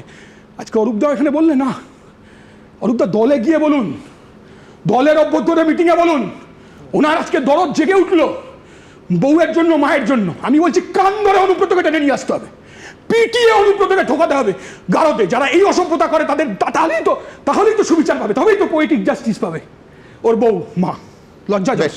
আমি অরূপের কাছে যাব, কিন্তু তথ্যের খাতিরে আমার এটা বলতেই হবে যে সেই সময় অর্থাৎ বাম আমলে আমরা যারা টেলিভিশন সাংবাদিকতা এসেছি, প্রিন্ট সাংবাদিকতায় তো বটেই, সেইখানে প্রহিত হতে হয়েছে। একেবারে রিগিংয়ের ছবি তুলেছি বলে মাটিতে ফেলে বাঁশ দিয়ে এমন মারা হয়েছে যে প্রহিত হয়ে চিকিৎসাধীন থাকতে হয়েছে। কিন্তু আমি ওর সঙ্গে এখানে সম্পূর্ণ ডিফার করছি যে সেই সময় সাংবাদিকতা স্বর্গরাজ্য ছিল না, C2 আনন্দবাজার অফিস বন্ধ করে দিয়েছিল, এবং আমার ঘটনার পরবর্তী এইটুকু অংশ আপনারা জানেন, আপনারা ইতিমধ্যেই দেখেন, সেই ফুটেজও আছে যে একেবারে মাটিতে ফেলে বাঁশ দিয়ে মারা হচ্ছে। এর পরের আরেকটা অংশ আছে। সুস্থ হওয়ার পর রাইটার্স বিল্ডিংয়ে মুখ্যমন্ত্রী চিঠি পাঠিয়ে আমায় ডাকলেন। আমি হতবাক হয়ে গেছিলাম। গেলাম, শুধু আমি নই, সেই সময় টেলিভিশনের আরও তিনজন শীর্ষকর্তা তাদের প্রতিষ্ঠানে শীর্ষকর্তাকে ডেকে মুখ্যমন্ত্রী বুদ্ধদেব ভট্টাচার্য, প্রয়াত বুদ্ধদেব ভট্টাচার্য হাত জোর করে তার পুত্রের বয়সী একজন সাংবাদিকের কাছে, একজন নবীন সাংবাদিকের কাছে ক্ষমা চেয়েছিলেন। স্পষ্ট ভাষায় বলেছিলেন, আমার দলের ছেলেরা করেছে, আমি ক্ষমা প্রার্থী, আমার কিচ্ছু বলার নেই। একা ডেকে বলতে পারতেন, বলেননি। সেই সময় টেলিভিশনে 3জন স্টলওয়ার্ডকে দেখে, এখনও তারা 3জনই পেশায় আছেন, পেশায় না থাকলেও তারা জীবিত আছেন, হাত জোর করে তৎকালীন মুখ্যমন্ত্রী ক্ষমা চেয়েছিলেন। আমি জানি না, এটা তথ্যের খাতিরে আমায় বলতেই হবে, কিন্তু যেহেতু কৌস্তব একটা অত্যন্ত গুরুত্বপূর্ণ অংশ, যে এই যে মেডিকেল সার্টিফিকেট আর ডাক্তারবাবুদের জোর দেওয়ার অভিযোগ, সেটা কিন্তু এখন উঠছে তা নয়, ওই সিবিআইয়ের তলপের সময় উঠেছে। এবং ঘটনাচক্রে এই ঘণ্টাখানেক সঙ্গে সুমন অনুষ্ঠানে ডাক্তারবাবু তার ট্রমার কথা, তার দুঃস্বপ্নের কথা একদিন নয়, পর 2 দিন উগরে দিয়েছিলেন। কি বলেছিলেন খুব ছোট করে, এই না নাটশেল দেখাবো। বোলপুরের আইসিকে অশ্রাব্য ভাষায় গালিগালাজের ঘটনায় পরপর 2 দিন পুলিশের তলব এড়াতে মেডিকেল সার্টিফিকেট জমা দিয়েছেন অনুব্রত মণ্ডল। মেডিকেল সার্টিফিকেট উনি অসুস্থ, এটাই ডাক্তারবাবু যেটা বলেছেন যে ওনার অ্যাটলিস্ট 5 দিন রেস্টে থাকা দরকার। এই প্রেক্ষাপটে বিরোধীরা কটাক্ষ করে বলছে, কেন্দ্রীয় তদন্তকারী সংস্থা হোক বা পুলিশ, অসুস্থতার কারণ দেখিয়ে তলব এড়িয়ে যাওয়া অনুব্রত মণ্ডলের নতুন কোনো পন্থা নয়। অতীতে গরু পাচার মামলায় অনুব্রত মণ্ডলকে 10 বার তলব করেছিল সিবিআই, তার মধ্যে 9 বারই অসুস্থতার কারণ দেখিয়ে হাজিরা দেননি তিনি। এমনকি ছুটিতে থাকাকালীন অনুব্রত মণ্ডলের বাড়িতে গিয়ে তার স্বাস্থ্য পরীক্ষা করেছিলেন বোলপুর সুপার স্পেশালিটি হাসপাতালের এক চিকিৎসক, জানিয়ে প্রবল বিতর্ক তৈরি হয়। এরপর এবিপি আনন্দর কাছে বিস্ফোরক দাবি করেন সেই চিকিৎসক। গোষ্ঠী করেছিলেন নাকি কোনো জোরপূর্বক? এখন ওনার পজিশনটাই যথেষ্ট, এটা তো আর সাধারণ মানুষের রিকোয়েস্ট নয়, এটা অনুব্রত মণ্ডলের রিকোয়েস্ট।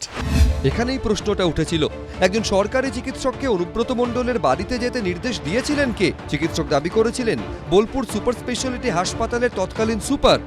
আমি বুদ্ধদেব মুর্মু স্যারকে জিজ্ঞেসও করেছিলাম যে আমি যে প্রেসক্রিপশনটা করব সেটা লিখবো কোথায়। তো উনি বললেন যে লেখা আপনি আগে গিয়ে দেখুন তো। তারপরে আমি বললাম যে না, একটা প্রেসক্রিপশন তো করতে হবে, সেটা আমি লিখবো কোথায়? তখন বললেন একটা সাদা কাগজে লিখে দেবেন। এই বক্তব্যের সপক্ষে একটি অডিও ক্লিপ দেন সরকারি চিকিৎসক চন্দ্রনাথ অধিকারী। স্যার ওটা যে লিখবো, ওটা কি হসপিটালের টিকিটে লিখবো নাকি কোথায় লিখবো? না কিছু লেখালেখির দরকার নেই, আগে জানতো না। ওটা তো আমাকে একটা জিনিস প্রেসক্রিপশন তো করতে হবে, সেটা মানে কোথায় লিখবো? প্রেসক্রিপশন এমনি কাগজে প্রেসক্রিপশন করুন না।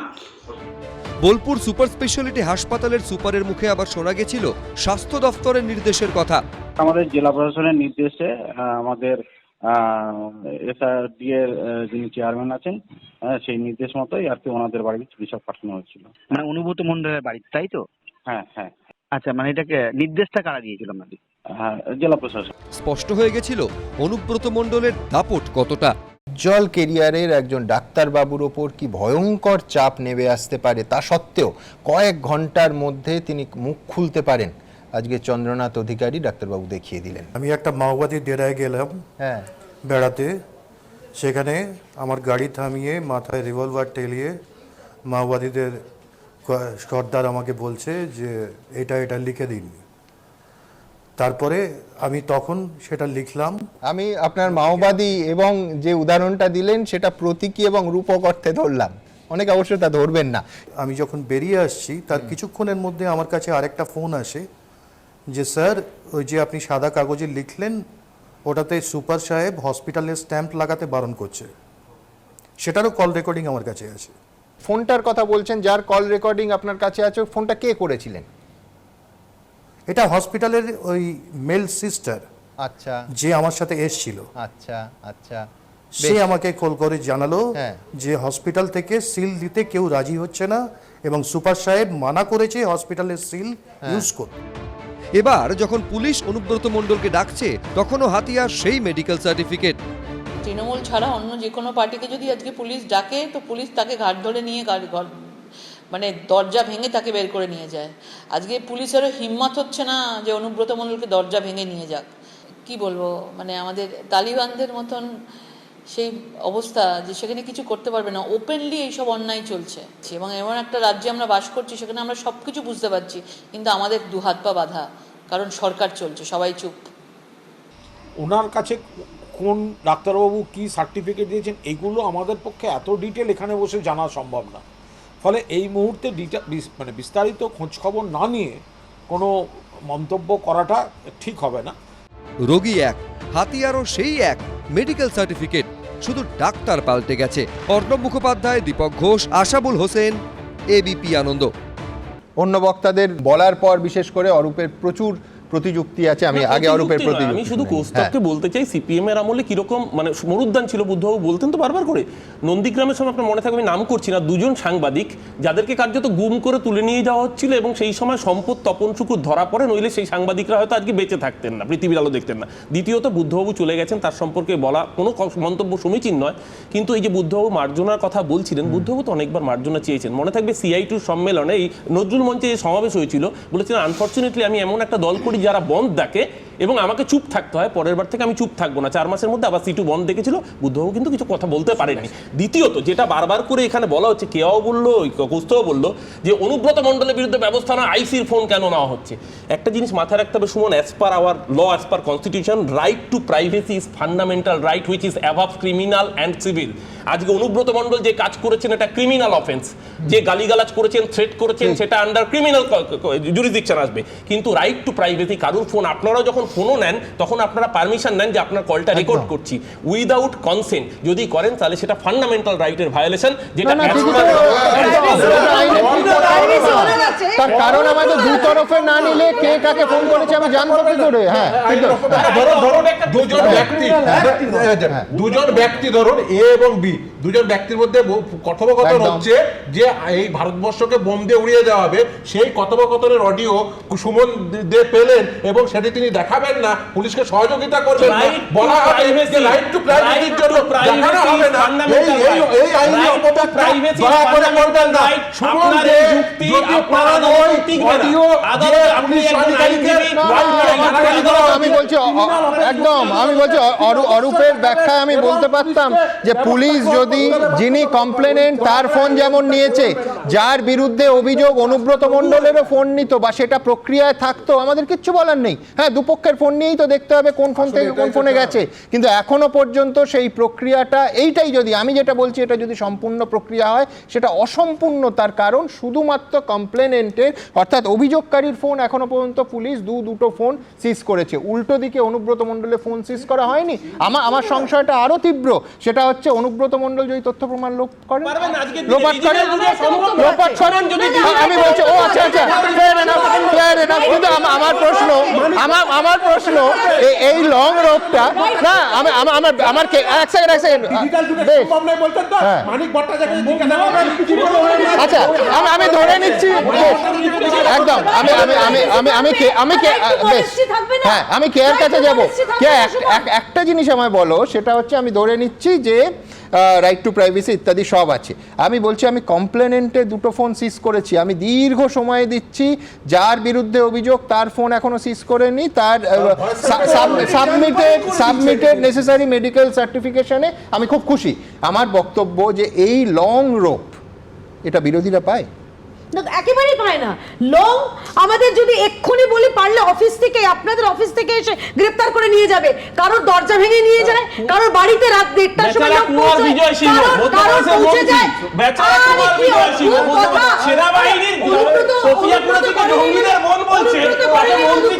আচ্ছা বেশ, আমার একবার অনেকক্ষণ ধরে বেচারা সৌম্য দাঁড়িয়ে আছে। হ্যাঁ, রাইট টু মডেস্টি নেই।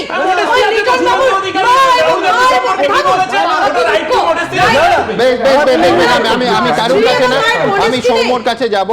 সৌম্য বিরোধী দল করে এবং এ রাজ্যের বিস্তৃত অভিজ্ঞতা।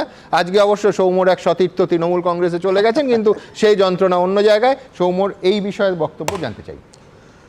সুমনদা, ভালোই তো আলোচনাটা শুনছিলাম, খুব সুন্দর। তো আপনি আজকে শোটার নাম একটু পরিবর্তন করতে পারতেন, ঘণ্টাখানেক সঙ্গে সুমন না দিয়ে ঘণ্টাখানেক সঙ্গে সমন দিয়ে দিন, ভালো লাগবে শুনতে, মানে মানুষ।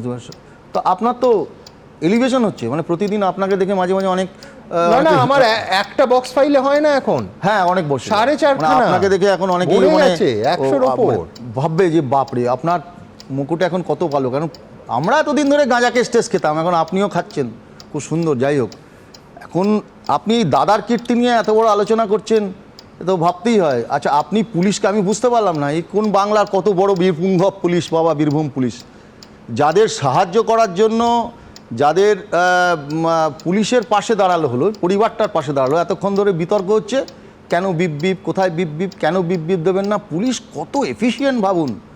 আপনার সংবাদপত্র, শুধু আপনার নয়, সংবাদ মহলকে একটা বার্তা দিল, ভাই তোমরা যদি এরকম করো তাহলে আগামী দিনে আপনি তো জুঝে নেবেন।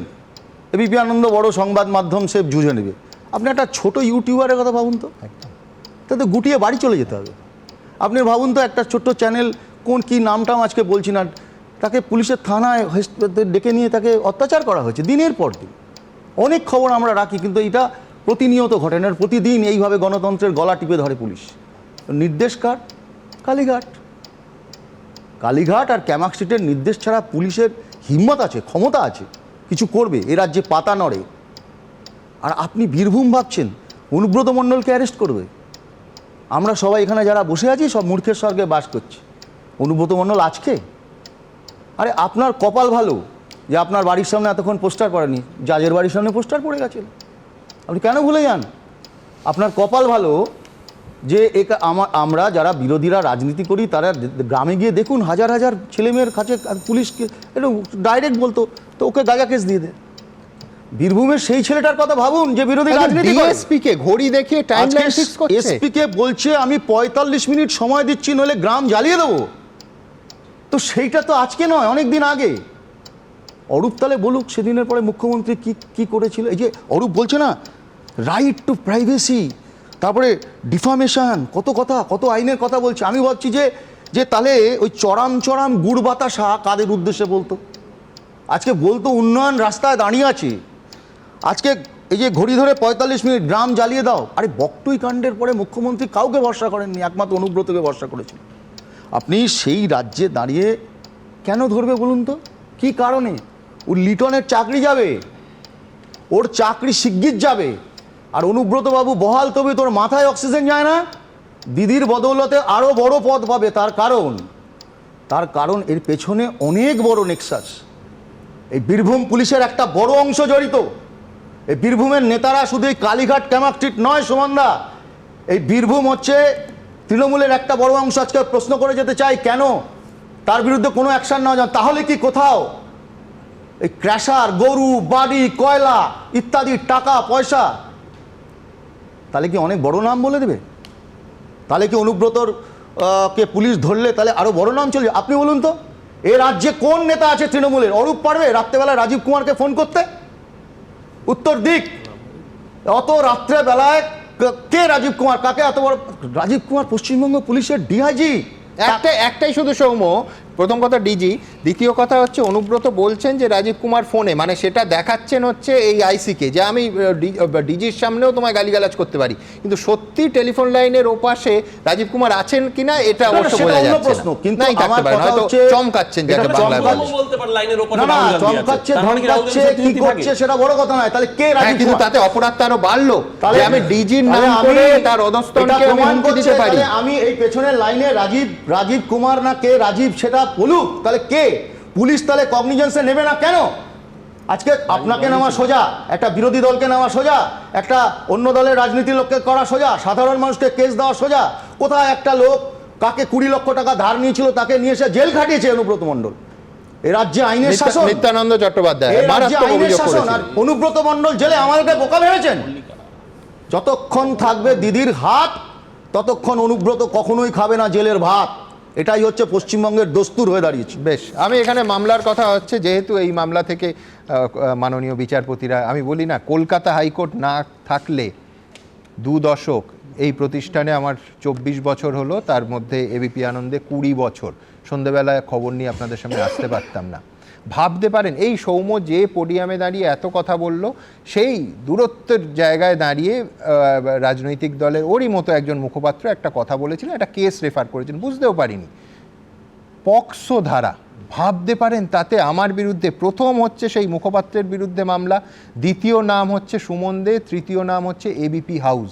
আমি বিশ্বাস করুন এত অবাক, পক্সো নিয়ে যে আমি, আমার নিজের 2টো সন্তান, পক্সো মামলা আমি অভিযুক্ত, এবং তাও 2 নম্বর অভিযুক্ত।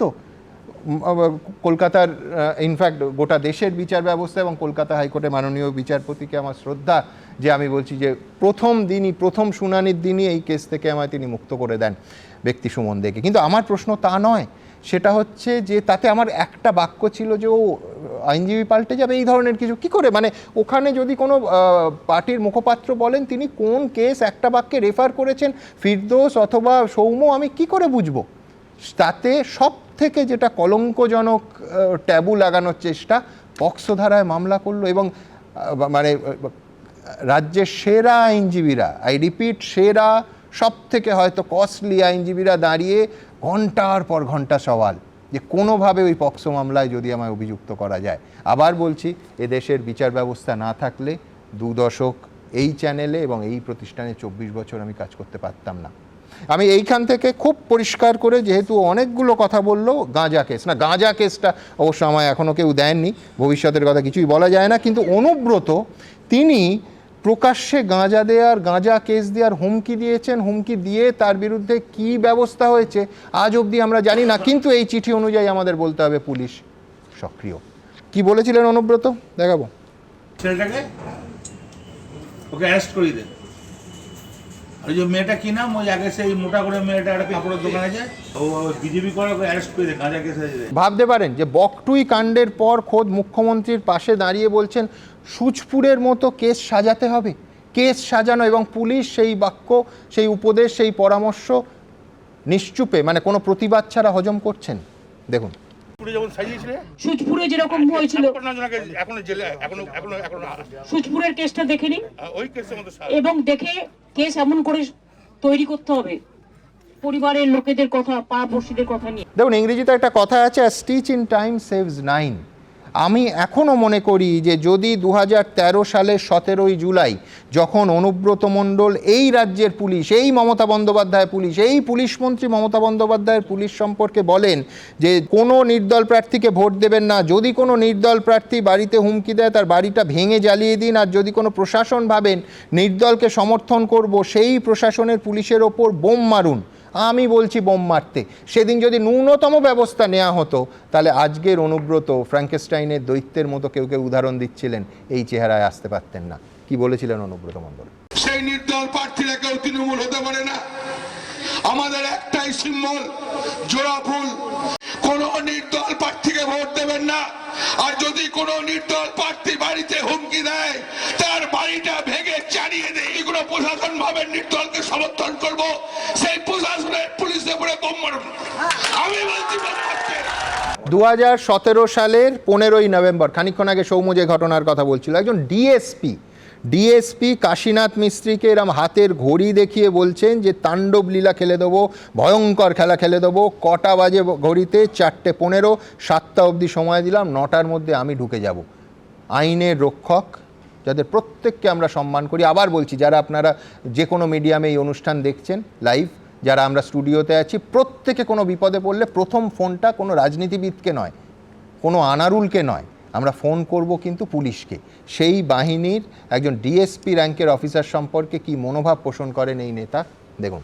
যে তাণ্ডব লীলা আমি ফেলে দেবো, ভয়ঙ্কর ফেলে দেবো। কটা বাজে হয়েছে? 8:15। 7টা পর্যন্ত টাইম দেওয়ার, 9টা মধ্যে আমি ঢুকে যাবো। একজনের বাড়ি ঘর রাখবো না, চুরমার করে দেবো।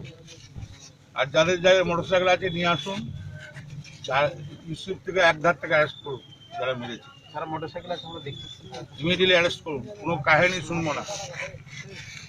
9টার ভেতরে বাড়ি ঘর ভেঙে আমি চালিয়ে দেবো।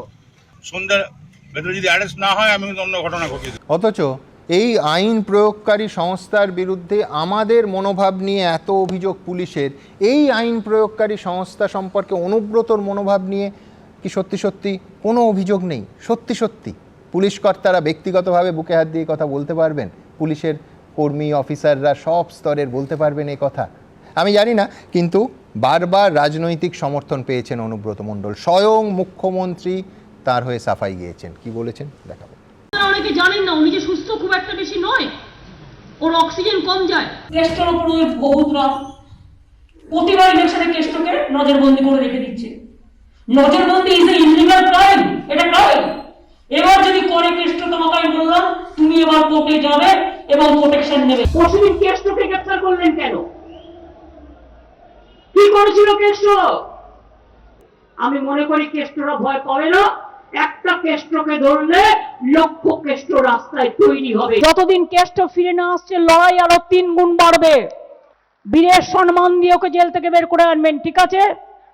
এই মানসিকতায় তৈরি থাকুন। একটা কেষ্টর কথাতেই, সেই ঘটনাতে একটা চিঠি, লক্ষ কেষ্টর হলে লক্ষ চিঠি রাখার জায়গা এবিপি আনন্দের অফিসে আছে কিনা আমি জানি না, নিশ্চয়ই খোঁজ খবর নিয়ে ব্যবস্থা করে রাখবো। কিন্তু একা মমতা বন্দ্যোপাধ্যায় কেন বলবো? ফিরহাদ হাকিম, তিনি একসময় 2022-এর 5ই নভেম্বর বীরভূমের রামপুরহাট মঞ্চ থেকে বীরভূমের বাঘ বলেছিলেন যে তারা খাঁচায় বন্ধ করে রাখতে পারবে না চিরদিন। অথচ এই ঘটনার পর তিনি বলছেন পুচকে পাচকা একটা নেতা বলে, টিভি না বললে এই অংশ আমি ইন্টারেস্টেডই হতাম না, তিনি বলছেন বিজেপি নেতারা যখন মহিলা সিপাহীকে, একজন কর্নেলকে একজন তিনি মহিলা সিপাহী বলছেন, আমি সেটা যাচ্ছি না, জঙ্গিদের বোন বলেন। আমি বলছি এর বিরুদ্ধে তো একটার পর একটা শো করেছি, এই কথা অন্তত এবিপি আনন্দ টিভি সম্পর্কে বলা যাবে না। যাই হোক, কি বলেছিলেন ফিরহাদ হাকিম, আগে কি বলেছিলেন, এখন কি বলছেন পাশাপাশি। বীরভূমের বাঘকে তোমরা কিছুদিনের জন্য খাঁচায় রেখেছো, সারা জীবন পারবে না। সেই বাঘ যখন আবার বেরিয়ে আসবে, এই আজকে যে শিয়ালগুলো হুক্কা হুয়া করছে, তারা সব আবার খাঁচায় ঢুকে যাবে। যখন বিজেপি নেতারা একজন মহিলা সিপাহীকে টেরোরিস্টের বোন বলে, তখন আপনাদের টিভি চুপ করে থাকে। আর যখন এই একটা পুচকে পাচ্চা একটা কোনো জেলায় কেউ বললো, সেটাকে নিয়ে হাইলাইট। দেখুন, খুব পরিষ্কার করে বলছি, সেটা হচ্ছে অনুব্রত মণ্ডলকে আমি মুখোমুখি কোনোদিন দেখিনি, কিন্তু অনুব্রত মণ্ডল নিয়ে আমার কোনো ব্যক্তিগত ইমোশনের বিষয় নেই।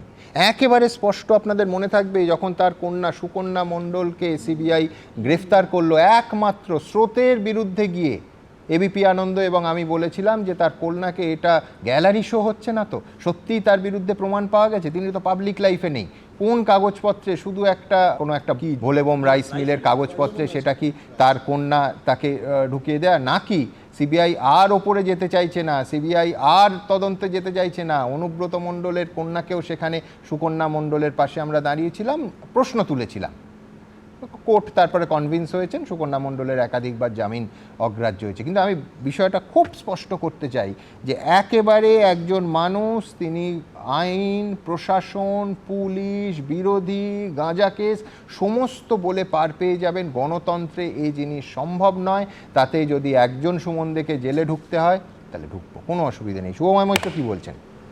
না সুমনবাবু, মানে অনেকগুলো গ্যাসীয় পদার্থ নিয়ে আলোচনা করতে হবে, মানে গাঁজা আসবে, অক্সিজেন আসবে, অক্সিজেনটা সক্রিয় গ্যাস, আর তারপর কিছু নিষ্ক্রিয় গ্যাস নিয়েও কথা আসবে।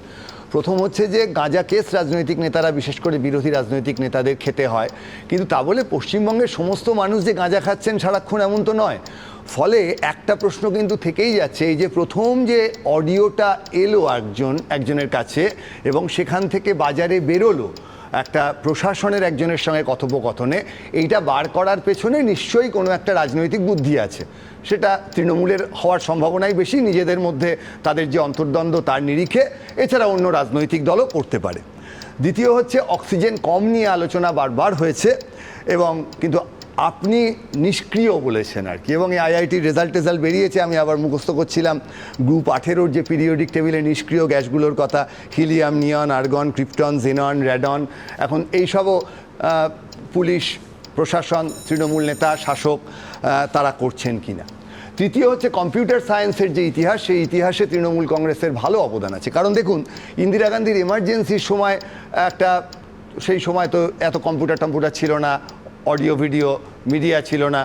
বামফ্রন্টের সময় তো আমরা বারবারই শুনি, বামফ্রন্টের সময় তৃণমূল বারবারই বলেন যে বামফ্রন্টের সময় এরকম ঘটনা প্রতি মুহূর্তে ঘটেছে, তা ধরা পড়েনি কারণ এত ক্যামেরা ছিল না। তৃণমূলের সময় অ্যাডভান্টেজটা অন্য, সেটা যে যাই ঘটুক না কেন আর্টিফিশিয়াল ইন্টেলিজেন্স আছে, এইটা কিন্তু অত্যন্ত গুরুত্বপূর্ণ, এবং ক্লাসিক্যাল কম্পিউটেশনের মডেল আছে, যে মডেলে কিন্তু সত্যি প্রমাণ করা যায় যে কোনো একটা জিনিস কপি করা যায়, মুছে ফেলা যায়। দিনের শেষে তো যা বলেছেন সেটা 0-1-এর একটা প্যাটার্ন, সেটা একটা সংখ্যা, ফলে সেই সংখ্যা তো যে কেউ তৈরি করতে পারেন। আর আপনি বুদ্ধদেব ভট্টাচার্যের উদাহরণ দিয়ে এই রাইটার্সে ডাকা, আমি আবার ভাবলাম যে তৃণমূল তো সিপিএমের সবচেয়ে ভালো ছাত্র আর কি, ফলে আপনাকে এর মধ্যে না আবার নবান্ন যেতে হয়। যাই হোক, এখন মূল হচ্ছে এবার শাস্তিটা কী দেবে, সেটাও নিয়েও একটা খুব গুরুত্বপূর্ণ।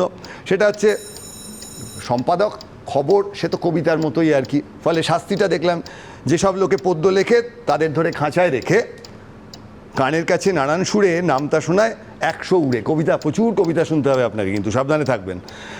সামনে রেখে মুদির খাতা, হিসেব কষায় 21 পাতা। তৃণমূল কংগ্রেস শাসক এবং তাদের গোটা হিসেব, একটা চাকরির হিসেব হয়েছে প্রচুর, তারপর আবার নতুন এত চাকরি হচ্ছে, সেই হিসেব কিন্তু আপনাকে কষতে হবে। কারণ আপনি বলেছেন যে বেড রেস্ট নিতে বলেছে, বেড রেস্ট নিচ্ছেন না কেন?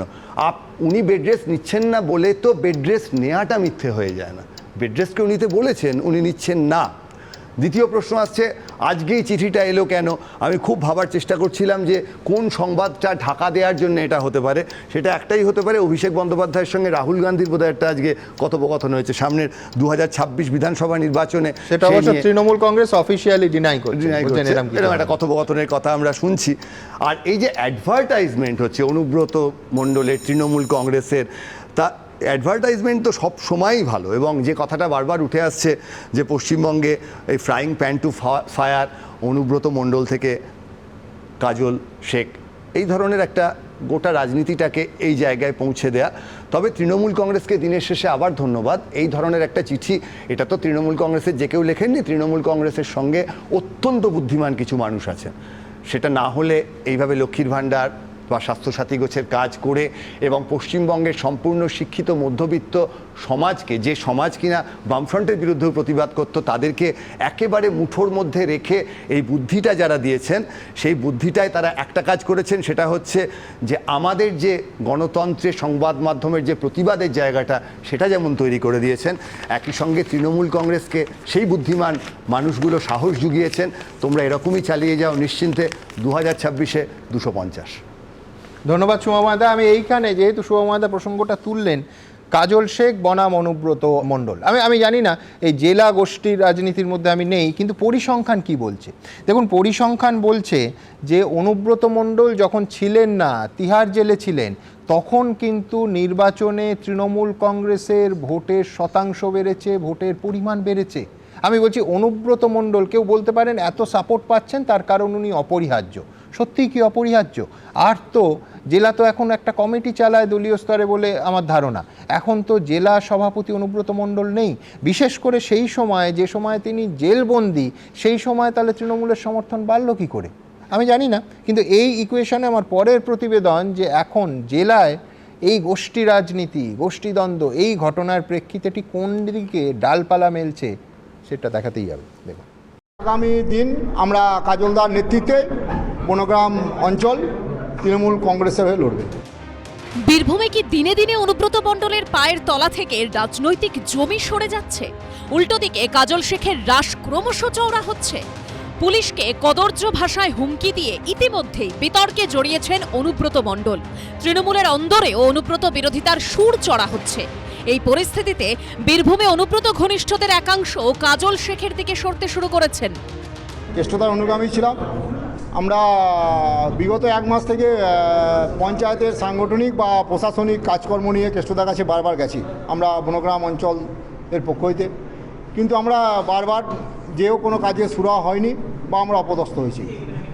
তাই আমরা টোটাল পঞ্চায়েত সদস্যা, পঞ্চায়েত সমিতি সদস্যা, প্রতিটা বুথের সভাপতি এবং অ্যাক্টিভ কর্মী মিলে আমরা ঠিক করেছি যে আগামী দিন আমরা কাজলদার নেতৃত্বে বনগ্রাম অঞ্চল তৃণমূল কংগ্রেসের হয়ে লড়বে। গ্রাম পঞ্চায়েতের যদি কোনো দিক দিয়ে কোনো ঘাটতি বা কোনো খামতি থেকে থাকে উন্নয়নের দিক দিয়ে, সে বিষয় নিয়ে আলোচনা হয়েছে এবং সেগুলো লিখিত আকারে বীরভূম জেলা পরিষদ দেওয়ার কথা বলেছি। অনুব্রত কাজল ঘিরে বীরভূমে তৃণমূলের দ্বৈরথ চরমে। আর বিধানসভা ভোটের আগে এই সুযোগে জমি শক্ত করার চেষ্টা করছে বিজেপি। অস্বস্তি বাড়ছে তৃণমূলের। জায়গা পাচ্ছে না বলে তো নোংরামি করছে। পঞ্চায়েত ভোটে করেননি, লোকসভাতে হারিয়েছে, প্রমাণ আছে। অভিষেক বন্দ্যোপাধ্যায়কে পাঠিয়েছি, জেলার কোর কমিটিকে দিয়েছি, সমস্ত তথ্য সবাইকে পাঠিয়েছি। তারপরে সেই লোকগুলো কি করে তাদেরকে একটা প্রশাসনিক লিডার মদত দেয়। রাজনৈতিক ব্যবসায়ীরা এরা যখন যেমন তখন তেমন। এখন দেখছেন যে কেষ্টর জায়গায় কাজলের কাছে আসলো, দুদিন পরে দেখবেন বিজেপির সঙ্গে এসে এই হিন্দুত্বের জোয়ারে গা ভাসিয়ে দিল। অনুব্রত মণ্ডলকে এখনো গ্রেপ্তার করেনি পুলিশ। দুবারই পুলিশের তলব এড়িয়েছেন তিনি। এই আবহেই পুলিশকে হুমকি দেওয়ার পর সাসপেন্ডেড তৃণমূল ছাত্র পরিষদের সভাপতি বিক্রমজিৎ সাউ বুধবার হাজিরা দেন সিউড়ি থানায়। সকাল 10টায় হাজিরার কথা থাকলেও 4 ঘন্টা আগে সকাল 6টায় সিউড়ি থানায় হাজির হন তিনি। পার্থপ্রতিম ঘোষ ও ভাস্কর মুখোপাধ্যায়ের রিপোর্ট, এবিপি আনন্দ। দেখুন, আমার আজকের প্যানেলে দুজন অধ্যাপক আছেন, আমার বেশ ভয় লাগছে। তার কারণ, with a very serious note, দেখুন অনুব্রত মণ্ডল নিয়ে আমাদের আপত্তির, আমাদের খটকার জায়গাটা হচ্ছে রাজনৈতিক সংস্কৃতি। যে রাজনৈতিক সংস্কৃতি বীরভূমে এবং রাজ্যে অনুব্রত মণ্ডল এবং অনুব্রত মণ্ডলরা আমদানি করেছেন, সেই সংস্কৃতি মারাত্মক, সেই সংস্কৃতি হিংসাত্মক। এবার রসিকতার অংশে আসি।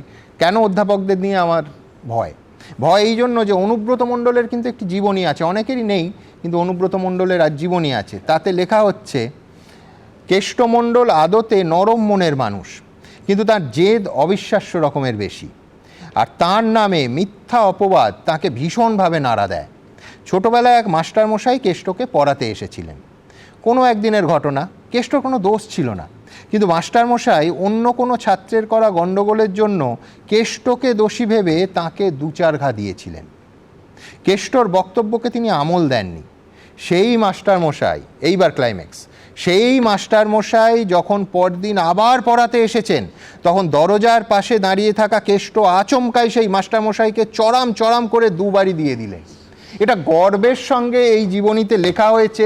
এরপর আমি অধ্যাপকদের নিজেদের দায়িত্ব নিজেদের নিতে বলবো, তার কারণ আমি অবশ্য বেঁচে গেছি, তার কারণ অনুব্রত মণ্ডল দুবার লিখিতভাবে এবং একবার ভিডিওতে ক্ষমা চেয়ে বলেছেন যে ক্ষমা থেকে বোঝা যাচ্ছে যে এই অডিও টেপ হয়তো তারই, কিন্তু যদি মিথ্যে অপবাদ হয় তাহলে যে কেষ্ট ছোটবেলায় শিক্ষাগুরু, বাবা মার ওপরেও যার স্থান বলে আমাদের শাস্ত্র বলেছে, তাকে চড়াম চড়াম দিয়ে দিতে পারেন, এই শুভময় দা আর বিশ্বনাথ দার কী হাল হতে পারে তার হাতে পড়লে আমার জানা নেই।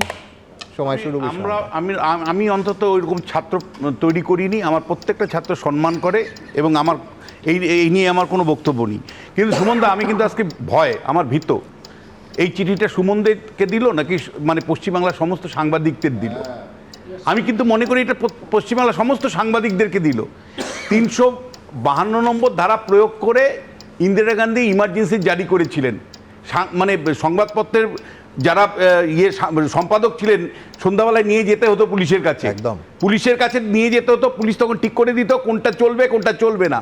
আপনি তো সেই জমানায় চলে এসছে, মমতা বন্দ্যোপাধ্যায় সেই জমানায় আমাদেরকে পৌঁছে দিয়েছে 352 নম্বর ধারা জারি করে ইন্দিরা গান্ধী যে ইমার্জেন্সি জারি করে সংবাদপত্রের কণ্ঠরোধ করেছিল, আজকে সেই জায়গাতে মমতা বন্দ্যোপাধ্যায় পশ্চিমবাংলার সাংবাদিকদের নিয়ে গেছেন।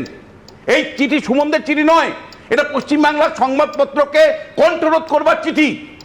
এবং একই সাথে আপনাকে বলছি, মানে শাসক যতক্ষণ বিরোধী না হয় না সুমনদা, সংবাদপত্রের গুরুত্ব বোঝে না। যতদিন আপনি শাসনের ক্ষমতায় থাকবেন, বামেরা যতদিন ক্ষমতায় ছিল সংবাদপত্রের গুরুত্ব বুঝেছিল? মমতা বন্দ্যোপাধ্যায় যতদিন ক্ষমতায় আছেন সংবাদপত্রের গুরুত্ব বুঝতে পারবেন? যেদিন বিরোধী হবেন, যেদিন অভিষেক বন্দ্যোপাধ্যায় মমতা বন্দ্যোপাধ্যায় বিরোধী শিবিরে বসবে, সেদিন বুঝতে পারবে সুমনদের গুরুত্বটা কোথায়, সেদিন বুঝতে পারবে সাংবাদিকদের গুরুত্ব কোথায়, এবিপি আনন্দের গুরুত্ব কোথায়, কোথায় সংবাদপত্রের গুরুত্ব। সুমনদা, আমি আপনাকে বলছি, আমি এখানের মধ্যে হয়তো সবচেয়ে সিনিয়র মোস্ট, আপনার সাথে সাথে 25 বছরের কাছাকাছি। আপনি আমায় বলুন, মজিদ মাস্টারকে যখন আমরা মানে ধরতে পারিনি, এই স্টার আন্দোলন তখন ছিল বা অন্য সংবাদ মাধ্যম, দিনের পর দিন যখন প্রশ্ন আমরা তুলেছি, আমরা কি পুলিশের এগেনস্টে কোনো চিঠি, পুলিশকে আমাদেরকে চিঠি দিয়েছিল? পুলিশ কি প্রশ্ন করেছিল? যখন ওই সিঙ্গুরের কৃষককে লাঠি পেটাচ্ছে পুলিশ ছাদে উঠে, সেই ছবি যখন মাসের পর মাস গেছে, মমতা বন্দ্যোপাধ্যায় তো তখন মানে উৎসাহিত করেছেন।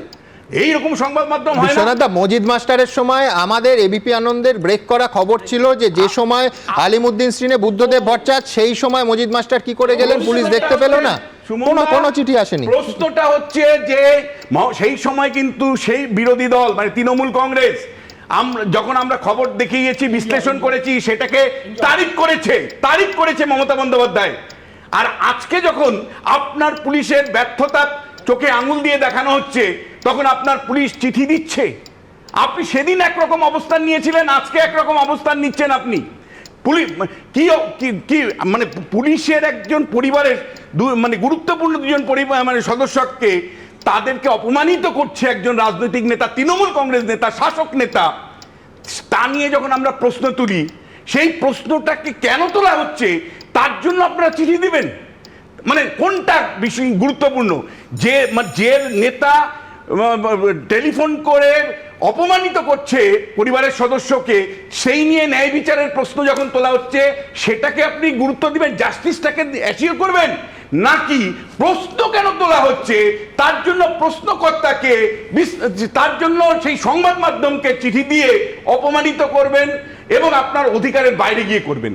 আমি সুমনদা এখন পরিষ্কার কনস্টিটিউশনের মানে ধারা ধরে বলতে চাই, 19 নম্বর ধারায় পরিষ্কার করে আপনি যে সম্পাদক হিসাবে অধিকার ভোগ করেন, সেটা নরেন্দ্র মোদীও দেয়নি, মমতা বন্দ্যোপাধ্যায়ও দেয়নি। আপনার ভারতবর্ষের সংবিধান আপনাকে এই অধিকার দিয়েছে। সেই অধিকারের বলে আপনি কিন্তু এই সংবাদ মাধ্যম চালান। আপনি কারো কাছে বন্দী নন, আপনি কারো কাছে মানে জবাব দিয়ে করতে বাধ্য নন। আপনি আপনার মতন করে স্বাধীনভাবে সংবাদপত্র চলার অধিকার সংবিধানে 21 নম্বর ধারা দিয়েছে। কারো দয়ার উপরে আপনি না মমতা বন্দ্যোপাধ্যায় দয়া করে, না নরেন্দ্র মোদী দয়া করে। ফলে এটা জানি না হুমকি দেয় যে আপনি দয়ার উপরে এই মিডিয়াটা চালাচ্ছেন। দ্বিতীয় যে আমরা বিষয়টা, দায়বদ্ধ একমাত্র আমাদের দর্শকদের কাছে। দ্বিতীয় বিষয়টা, আপনার যদি কোনো সংবাদপত্রকে নিয়ন্ত্রণ করতে হয়, তাহলে সংবাদপত্রের নিয়ন্ত্রণ সংস্থা আছে, তারা সেই দায়িত্ব পালন করবে। পুলিশের কোনো এখতিয়ার নেই সেই সংবাদ মাধ্যমকে নিয়ন্ত্রণ করবার জন্য চিঠি দেওয়া। এবং একই সাথে আপনাকে খুব পরিষ্কার করে বলতে চাই, আপনার দায়িত্ব কিন্তু মানুষের কাছে, মানুষের সামনে প্রশ্নগুলো রাখতেই হবে। তাতে শাসক যদি চটে যায় যাবে, শাসক যদি চিঠি পাঠাবে, কিন্তু আপনাকে কিন্তু সংবাদ মাধ্যম হিসাবে মানুষের স্বার্থে যে পাবলিক ইন্টারেস্টে চতুর্থ স্তম্ভ হিসাবে যে ভূমিকা পালন করা, সেইটা কিন্তু করে যেতে হবে। তাতে শাসক সাধারণত অধিকাংশ ক্ষেত্রেই, সেটা জাতীয় স্তরে বিজেপি হতে পারে, রাজ্য স্তরে তৃণমূল হতে পারে, কেউই সন্তুষ্ট হয় না। ওখানে এক ধরনের মানে সন্ত্রাস চলে দিল্লিতে, এখানেও আরেক ধরনের সন্ত্রাস আমরা দেখতে পাই। কিন্তু আপনি আরেকটা গভীরভাবে একটু ভেবে দেখুন, কেন আপনি বারবার টার্গেট হন, কেন এবিপি আনন্দ বারবার টার্গেট হয়, একটু ভালো করে বুঝবার চেষ্টা করুন। সমাজ বিজ্ঞানের ছাত্র হিসাবে আপনাকে বলছি, তার কারণ হলো ইন বিটুইন কেউ নেই। অর্থাৎ সরকার যখন অন্যায় করে, পুলিশ যখন অত্যাচার করে, তখন সেইটা মানে সংবাদ মাধ্যম কেবল তুলে ধরছেন আপনারা, কিন্তু অ্যাকচুয়ালি যেটা করার কথা, রাস্তায় নেমে বিরোধীদের প্রতিবাদ করা দরকার, রাস্তায় নেমে গণ আন্দোলন করা দরকার। এই যে বিটুইন কেউ নেই, এই যে বাম আমলে মমতা বন্দ্যোপাধ্যায় বিরোধী ভূমিকা পালন করেছেন, কিন্তু আজকে অনুব্রত মণ্ডলের ঘটনার পরে বীরভূমের কয়েকটা নামমাত্র মিছিল ছাড়া সারা রাজ্য অচল হয়েছে, কোনো বন্ধ হয়েছে। এই যে বিভিন্ন ধরনের 26,000 ছাত্র মানে শিক্ষকের চাকরি চলে গেল, কয়টা আন্দোলন দেখেছেন আপনি? তার মানে কি শাসক আর আপনি সরাসরি মুখোমুখি হয়ে যাচ্ছেন। তার মাঝখানে যে বিরোধী দল থাকার কথা ছিল, যাদের জনস্বার্থে গণ আন্দোলন করার কথা ছিল, তারা কোথায়? তারা তো মারা গেছে। বেশ, আমি এখানে শুধু একটা বাক্য যোগ করি। এই চিঠিতে বলা হচ্ছে যে further such repeated false dissemination of news would be against public order and may lead to increment to an offence. আমি বলছি এর নিঃসন্দেহে এর উত্তর আমি কিন্তু ইতিমধ্যেই দিয়ে দিয়েছি। হ্যাঁ, অরূপ অনেকক্ষণ ধরে কিছু বলতে চাই। না, আমি প্রথমত বলি বিশ্বনাথ দ্বারা এই সিলেক্টিভ ঘটনাগুলো বলাটা আমি বুঝতে পারছিলাম না রবীন্দ্র ভারতীর অধ্যাপক কী করে হোয়াটসঅ্যাপ ইউনিভার্সিটির অধ্যাপক হয়ে যান। আমি বিশ্বনাথের সব কথার সাথে সহমত। বিশ্বনাথদা শুধু মনে পড়ে না মালায়ালাম মনোরমার সাংবাদিক সিদ্দিক কাপ্পান হাতরাস কভার করতে গিয়ে UAPA Khan, Shyam Meera Singh Tripura is burning একটা সিঙ্গেল লাইন টুইট করার জন্য ইউএপিএ খান, গৌরী লঙ্কেশকে খুন হতে হয়, মধ্যপ্রদেশে রাত্রে সারা রাত ধরে সাংবাদিকদের নগ্ন করে জেলে আটকে রাখা হয়, তার সাথে পশ্চিমবঙ্গে তুলনা করছেন। অন্যায় হলে নিশ্চয়ই সমালোচনা করবেন, কিন্তু কোন ঘটনার সাথে কোন ঘটনা তুলনা করছেন? আমি বলছি তৃণমূল কংগ্রেস হলে কি কানও শোনা যায় না? আমি যে বললাম কেন্দ্রের মানে শাসক দল কিভাবে প্রেসের উপর অত্যাচার করে, সেইটা শুনতে পারলো না। কিন্তু আমি বলছি এই মমতা বন্দ্যোপাধ্যায়কে তো আমরা বিরোধী নেত্রী হিসেবে দেখেছি, তখন সংবাদ মাধ্যমের স্বাধীনতা নিয়ে মমতা বন্দ্যোপাধ্যায় যে বড় বড় কথাগুলো বলতেন, আজকে কেন সেগুলো ইমপ্লিমেন্ট করতে পারছেন না? আজকে সংবাদ মাধ্যমের স্বাধীনতা তার আগে তথ্যের খাতিরে বলতে হবে। হ্যাঁ, এই ছবিটা আপনারা বারে বারে জিজ্ঞেস করছেন কেন পুলিশ নিষ্ক্রিয়, যেখানে অনুব্রতর অফিসের মধ্যে অনুব্রত চেয়ারে বসে আর জেলা শাসক এবং এসপি জি হুজুরের মতো সামনে বসে আছে, আপনার মনে হয় এরপরে পুলিশ কি করে সক্রিয় হবে? আর একটা কথা, আপনারা এআই নিয়ে বলছিলেন, অনুব্রত মণ্ডল কয়েকদিন বাদেই বলবেন যে তিনি তিহার যাননি, তীর্থে গেছিলেন। বিজেপি ওই তীর্থটাকে তিহার করে দেখিয়েছে। আর অবশেষে অরূপকে বলতে চাই, এই রাজ্যের বহু ইউটিউবার আপনি নামগুলো আপনি তাদের পাশে দাঁড়িয়েছেন, দর্তহীনভাবে দাঁড়িয়েছেন। রোজিনা থেকে শুরু করে আমরা দেখেছি, শফিকুলকে দেখেছি, শর্মা বন্দ্যোপাধ্যায়কে দেখেছি, সন্তু পানকে দেখেছি, টানতে টানতে নিয়ে গেছে। আর এরা এখন বলছে press freedom index. Mamata Bandyopadhyay বলেছেন নরেন্দ্র মোদীর মহামহিম রাজত্বে প্রেস ফ্রিডম ইন্ডেক্স কত? প্রেস ফ্রিডম ইন্ডেক্স কত? কিন্তু মুশকিল হচ্ছে যে আমরা সব সময় আদর্শগতভাবে সংবাদ মাধ্যম আক্রান্ত সংবাদ মাধ্যমের পক্ষে। বারবার আমি যে কথাটা বলেছি, শুধুমাত্র স্যাটেলাইট চ্যানেল নয়, একজন ইউটিউবার তারও সম্পূর্ণ অধিকার আছে তার কণ্ঠ সরবে, তার সমালোচনা সরবে আপনাদের সামনে নিয়ে আসার। এটা প্রত্যেকের গণতান্ত্রিক অধিকার, যেটা অন্য কারুর দয়া দাক্ষিণ্যে নয়। এই ভারতবর্ষের সংবিধান তার প্রত্যেকটা নাগরিককে দিয়েছে। হ্যাঁ, প্রেস ফ্রিডমের কথা হচ্ছিল, সংবাদ মাধ্যমের স্বাধীনতার বিশ্ব সূচকে রিপোর্টার্স উইদাউট বর্ডার্সের তথ্য, RSF প্রকারিত এই তালিকায় দেখা যাচ্ছে 180টা দেশের মধ্যে ভারতের স্থান 151। আমি বলছি ঠিক এইটা যতটা উদ্বেগের, আমাদের এই রাজ্যতে উদাহরণ সেট করতে পারে। প্রথম কথা, এই সূচক কিন্তু ভারতবর্ষের পশ্চিমবঙ্গ ব্যতি রেখে নয়, এই পশ্চিমবঙ্গ ইনক্লুড করেই এই তথ্য। দ্বিতীয় কথা, আমি ধরে নিচ্ছি অন্য সব রাজ্য, বিজেপি শাসিত রাজ্য গোল্লায় গেছে, ঠিক সেই জন্য আমরা তো এগিয়ে বাংলা। আমাদের বাংলা তো এমন, অরূপ কি বিষম খাচ্ছিল এগিয়ে বাংলা শুনে? আমার বক্তব্য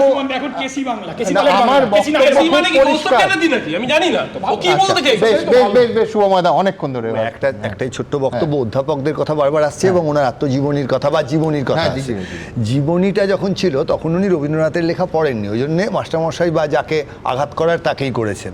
তারপর দেখা গেল সেই কবিতা রবীন্দ্রনাথের, যা কিছু হারায় গিন্নি বলেন, সেইটাই উনি জানতে পেরেছেন এখন যে পুলিশ যা করে পুলিশের দোষ না, ওগুলো পুলিশের গিন্নিদের দোষ। সেই জন্য এখন তাদের সেই পরিবার সম্পর্কেও এই ধরনের কথা উনি বলছেন। ওনার শিক্ষা সম্পূর্ণ হয়েছে ওই তোতা পাখিটার মতো। সুময়দা, আমি শুধু আপনি আমাদের বললেন না যে কি আমরা নাকি আমাদের ছাত্র নাকি তৃণমূল কংগ্রেস, আমি বলছি দয়া করে বুদ্ধদেব ভট্টাচার্য, বিমান বসুর সাথে অনুব্রতদের তুলনা করবেন না, কারণ খোদা বক্সের সাথে বিটার বক্সের তুলনা হয়। দেখো, তুমি একটা ফ্রেজ পড়েছিলে, আমরা পড়েছিলাম মাইট ইজ রাইট, মানে যারা ক্ষমতাশালী, যারা শাসক, তারাই নির্ধারণ করবে কোনটা ঠিক কোনটা ভুল। তো এটা তো ঠিক করবে তো শাসক দল ঠিক করবে। আর যেটা তুমি ইনভেস্টিগেশনের কথা বলছো, তুমি বলো তো যে অডিও, যে মোবাইল ফোনটা ইউজ করেছিল, সেটা তো main basis of the investigation. সেটা তো ট্যাম্পার হয়ে গেছে। এক সেকেন্ড, সেটা তো অলরেডি ট্যাম্পার্ড হয়ে গেছে। আমার খুব সন্দেহ ওখান থেকে কোনো এভিডেন্স উইল নট ফোর্থকামিং। দেখো, ইমার্জেন্সির সময় সংবাদপত্রদের বলে দেওয়া হতো তোমরা এই খবরগুলো ছাপাবে না, অর্থাৎ প্রহিবিশন দেওয়া হতো। এই রাজ্যে কি অঘোষিত ইমার্জেন্সি চলছে যে আপনি অনুব্রত মণ্ডলের এই খবরটি দেখাবেন না, সেটা বলে দিচ্ছে বীরভূমের একজন ওসি। এরপরেও যদি এই ওসির বিরুদ্ধে ব্যবস্থা না হয়, তাহলে বুঝতে হবে এই রাজ্যে অঘোষিত ইমার্জেন্সি চলছে, যারা সংবাদপত্রকে ডিকটেট করে দিচ্ছে যে তুমি এই খবরটি দেখাবে না। অতএব ব্যবস্থা না কংগ্রেসের সাথে যোগ করা ফিরদৌস সামিম কোন মুখে এই কথাগুলো বলে? একদিকে ইন্দিরা গান্ধী ডাইনি, একদিকে ইমার্জেন্সির সমালোচনা, আবার কংগ্রেসের সাথে যোগ। ইমার্জেন্সির সমালোচনা যাই আমি বলছি যে একই দাবিতে তৃণমূল কংগ্রেস এবং কংগ্রেস একই, যে বিশেষ অধিবেশন ডাকতে হবে, সেখানে একমত। আর শঙ্কর মালাকার চলে যান তৃণমূলে, এটাও তো একসঙ্গে। আমি যে কথাটা বলছি, দেখুন এই পরিষ্কার অনুব্রত মণ্ডল চাই আপনার কাছে চিঠি এসছে, আমি জানি না এটা বলতে পারবেন না অনুব্রত মণ্ডলের ডিজাইন কিনা, কারণ বীরভূমের পাতা অনুব্রত মণ্ডল ছাড়া নড়ে না। এখন কাজল শেখ এসছে বলে এইসব অনেক কিছু দেখতে পাচ্ছেন, দৈরথ, কালীঘাট না ক্যামাক স্ট্রিটের দৈরথ, কিন্তু আমি বলছি অনুব্রত মণ্ডল চাইলেই অনুব্রত মণ্ডল অ্যারেস্ট হবে। আর এতক্ষণ যে বলছিল ওকে তিহার জেলের মন্দির ফন্দির দেখিয়ে এনেছে, একটা ট্রান্সলেটর পাওয়া যায় না বলে ছাড়তে বাধ্য হয়েছিল, আপনি জানেন? একদম। আমি এই মুহূর্তে আপনারা কি বলছেন আপনারা জানেন, আমাদের ভেরিফাইড এক্স অ্যাকাউন্ট সঙ্গে সুমন@IAM সুমন। প্রচুর মন্তব্য, আমি দ্রুত কয়েকটা মন্তব্য নিয়ে নেব। সুব্রত গুহরায় তিনি লিখছেন, পুলিশকে গালিগালাজ করলে দোষ নেই, সেটা গণমাধ্যমে প্রকাশ করলে পুলিশের হুঁশিয়ারি। অচিন্ত সরকার লিখছেন, এরকম অকথ্য গালিগালাজ খেয়েও পুলিশ 6 দিন ধরে কিসের অপেক্ষা করছে। তথাগত মিত্র লিখছেন, বিরোধীদের কেউ এই ভাষায় কথা বললে পুলিশ কি এভাবেই অপেক্ষা করত? অতীশচন্দ্র ভাওয়াল লিখছেন, প্রশাসনের অন্যায়ের বিরুদ্ধে কথা বললে গলা টিপে ধরার এই প্রবণতা কবে বন্ধ হবে? শেখ শামীম লিখছেন, সত্যকে তুলে ধরা গণতন্ত্রের 4র্থ স্তম্ভকে টার্গেট করছে, এটা লজ্জা। আমি এখান থেকে শুধু একটা বাক্যটা, যে চাপই আসুক, যত চিঠি, যত নোটিশ, যাই পাই না কেন, আমাদের দায়বদ্ধতা সব সময় আপনাদের কাছে, তার জন্য যে কোনো মূল্য দিতে আমরা প্রস্তুত। নিন্দুকে বলে, বীরভূমের বিরাট নেতা অনুব্রত মণ্ডল বিতর্কে জড়ালে নাকি সব থেকে খুশি হন জেলার তার বিরুদ্ধ গোষ্ঠীর নেতারা। কাজল শেখের সঙ্গে অনুব্রত মণ্ডলের সম্পর্ক যে একেবারে অহিনুকূল পর্যায়ে, সেটা অনেকেই কানাঘুষো করেন। তবে কদিন আগেই অনুব্রতর ডাকা দলের বৈঠকে যাননি কাজল শেখ। এর মধ্যে আজই আবার অনুব্রত ঘনিষ্ঠ একটা পঞ্চায়েতে তৃণমূল নেতাকর্মীরা শটান গিয়ে দেখা করলেন কাজল শেখের সঙ্গে। বললেন, আগে কেষ্টদার অনুগামী ছিলাম, এখন কাজলদার নেতৃত্বে লড়তে চাই। দুই নেতার এই কোন্দল নিয়েই আজকের অ্যানিমেশনে একটু রসিকতা। এমনিতেই প্রশ্ন তোলার জন্য যখন তখন কেস দিচ্ছেন, অ্যানিমেশনের জন্য আবার নতুন কেস দিলে দেবেন? কেস দেবেন না প্লিজ।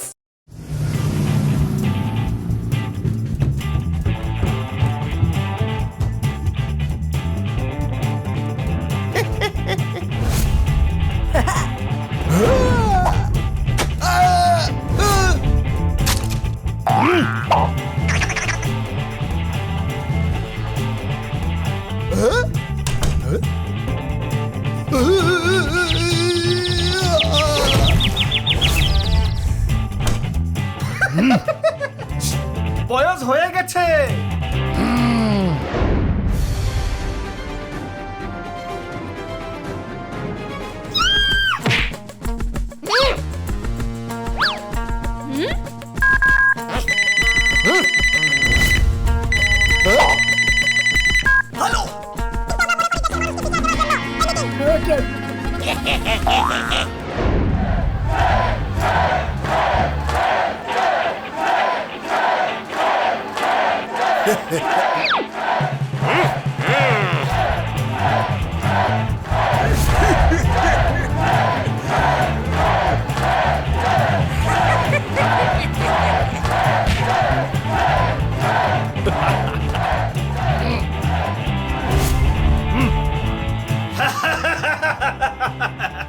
ছোট মাছ কদিন জলে আনলে লাফালাফি করে।